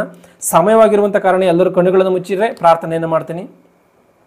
ನಮ್ಮನ್ನು ಬಹಳವಾಗಿ ಪ್ರೀತಿ ಮಾಡುವಂಥ ಮಹಾಶಕ್ತನಾಗಿರುವಂಥ ದೇವರೇ, ನಿನ್ನ ನಾಮಕ್ಕೆ ಮಹಿಮೆ ಆಗಲಿ. ಈ ಒಂದು ಅಮೂಲ್ಯವಾದಂಥ ಸಮಯದಲ್ಲಿ ದೇವ, ನೀನು ಮನುಷ್ಯನಿಗೂ 84 ಲಕ್ಷ ಜೀವರಾಶಿಗಳಿಗೂ ಇರುವಂಥ ಒಂದು ವ್ಯತ್ಯಾಸವನ್ನು, ಅಂದರೆ ತಂದೆ ನೀನು ಯಾವ ರೀತಿಯಂಥ ವ್ಯತ್ಯಾಸವನ್ನು ಮಾಡಿ ಆ ಪ್ರಾಣಿ ಪಕ್ಷಿಗಳಿಗಿಂತ ಮನುಷ್ಯನನ್ನು ಎಷ್ಟು ಶ್ರೇಷ್ಠವಾದಂಥ ರೀತಿಯಲ್ಲಿ ನೋಡಿ ಅವರೆಲ್ಲರನ್ನು ಕಾಪಾಡುತ್ತಾ ಅವರನ್ನ ಮಾತು ಬರುವಂಥ ರೀತಿಯಲ್ಲಿ ಮಾಡಿ ಅವರನ್ನ ಉನ್ನತವಾದಂಥ ರೀತಿಯಲ್ಲಿ ನಡೆಸ್ತಾ ಇದೆಯೋ ಎನ್ನುವಂಥ ವಿಚಾರವನ್ನು ನಾವು ಅರ್ಥ ಮಾಡಿಕೊಂಡಿದ್ದೇವೆ. ಮುಂದಿನ ಭಾಗದಲ್ಲಿ ಈ ಒಂದು ವಿಷಯವನ್ನು ಸಂಪೂರ್ಣವಾದಂಥ ರೀತಿಯಲ್ಲಿ ಅರ್ಥ ಮಾಡಿಕೊಂಡು ತಿಳಿದುಕೊಳ್ಳಲು ಸಹಾಯ ಮಾಡಿ. ಈ ಒಂದು ಸಮಯದಲ್ಲಿ ನಿನ್ನ ಮಾತುಗಳನ್ನು ಕೇಳಿರುವಂಥ ಪ್ರತಿಯೊಬ್ಬರನ್ನು ಹೆಸರುಗಳಿಂದ ಆಶೀರ್ವದಿಸಿ ತಂದೆ, ಈ ಮಾತುಗಳನ್ನು ಸರಿಯಾದಂಥ ರೀತಿಯಲ್ಲಿ ಅರ್ಥ ಮಾಡಿಕೊಂಡು ನಮಗೂ ಕೂಡ ಮಾತುಗಳು ಯಾವ ಒಂದು ಕಾರಣಕ್ಕೋಸ್ಕರ ಬರ್ತಾ ಇದ್ದಾವೆ, ಅಂದರೆ ನಾವು ಯಾವುದಕ್ಕೋಸ್ಕರ ನಾವು ಮಾತನಾಡ್ತಾ ಇದ್ದೀವಿ ಎನ್ನುವಂಥದ್ದನ್ನು ಅವರು ಅರ್ಥ ಮಾಡಿಕೊಂಡು ಇವತ್ತಿನಿಂದ ಈ ಒಂದು ವಿಷಯವನ್ನು ಸರಿಯಾದಂಥ ರೀತಿಯಲ್ಲಿ ಅರ್ಥ ಮಾಡಿಕೊಂಡು ನಿನಗೋಸ್ಕರ ನಿನ್ನ ವಿಚಾರಗಳನ್ನು ಪ್ರಕಟಿಸುತ್ತಾ ಬದುಕನ್ನು ಸಾಗಿಸುವಂತೆ, ವ್ಯರ್ಥವಾದಂಥ ಮಾತುಗಳನ್ನು ಮಾತನಾಡಿ ಸಮಯವನ್ನು ವ್ಯರ್ಥ ಮಾಡದಂತೆ ನಿನಗೋಸ್ಕರ ಬದುಕುವಂಥ ಮಕ್ಕಳನ್ನಾಗಿ ನಮ್ಮೆಲ್ಲರನ್ನ ಮಾರ್ಪಡಿಸಬೇಕೆಂಬುದಾಗಿ ನಿಮ್ಮನ್ನು ಬೇಡಿಕೊಳ್ಳುತ್ತಾ ಸಹಾಯ ಮಾಡೆಂದು ಬೇಡಿಕೊಳ್ಳುತ್ತಾ ತಂದೆ, ಈ ಒಂದು ವಿಡಿಯೋಗಳನ್ನು ನೋಡುವಂಥ ಪ್ರತಿಯೊಬ್ಬರಿಗಾಗಿ ನಾನು ಪ್ರಾರ್ಥನೆಯಾಗಿದ್ದೇನೆ. ಅವರೆಲ್ಲರುಗಳನ್ನು ತಂದೆ ಹೆಸರುಗಳಿಂದ ಆಶೀರ್ವದಿಸಿ ನೋಡುವಂಥ ಪ್ರತಿಯೊಂದು ಮಾತುಗಳನ್ನು ಅವರು ಸರಿಯಾದಂಥ ರೀತಿಯಲ್ಲಿ ಅರ್ಥ ಮಾಡಿಕೊಂಡು ಈ ಮಾತುಗಳು ಹೌದೋ ಏನೋ ಎನ್ನುವಂಥ ವಿಚಾರದಲ್ಲಿ ಬೈಬಲನ್ನು ತೆಗೆದು ಹುಡುಕಿ ಅರ್ಥ ಮಾಡಿಕೊಂಡು ಈ ಸತ್ಯವನ್ನು ಗ್ರಹಿಸಿ ಅನೇಕರನ್ನ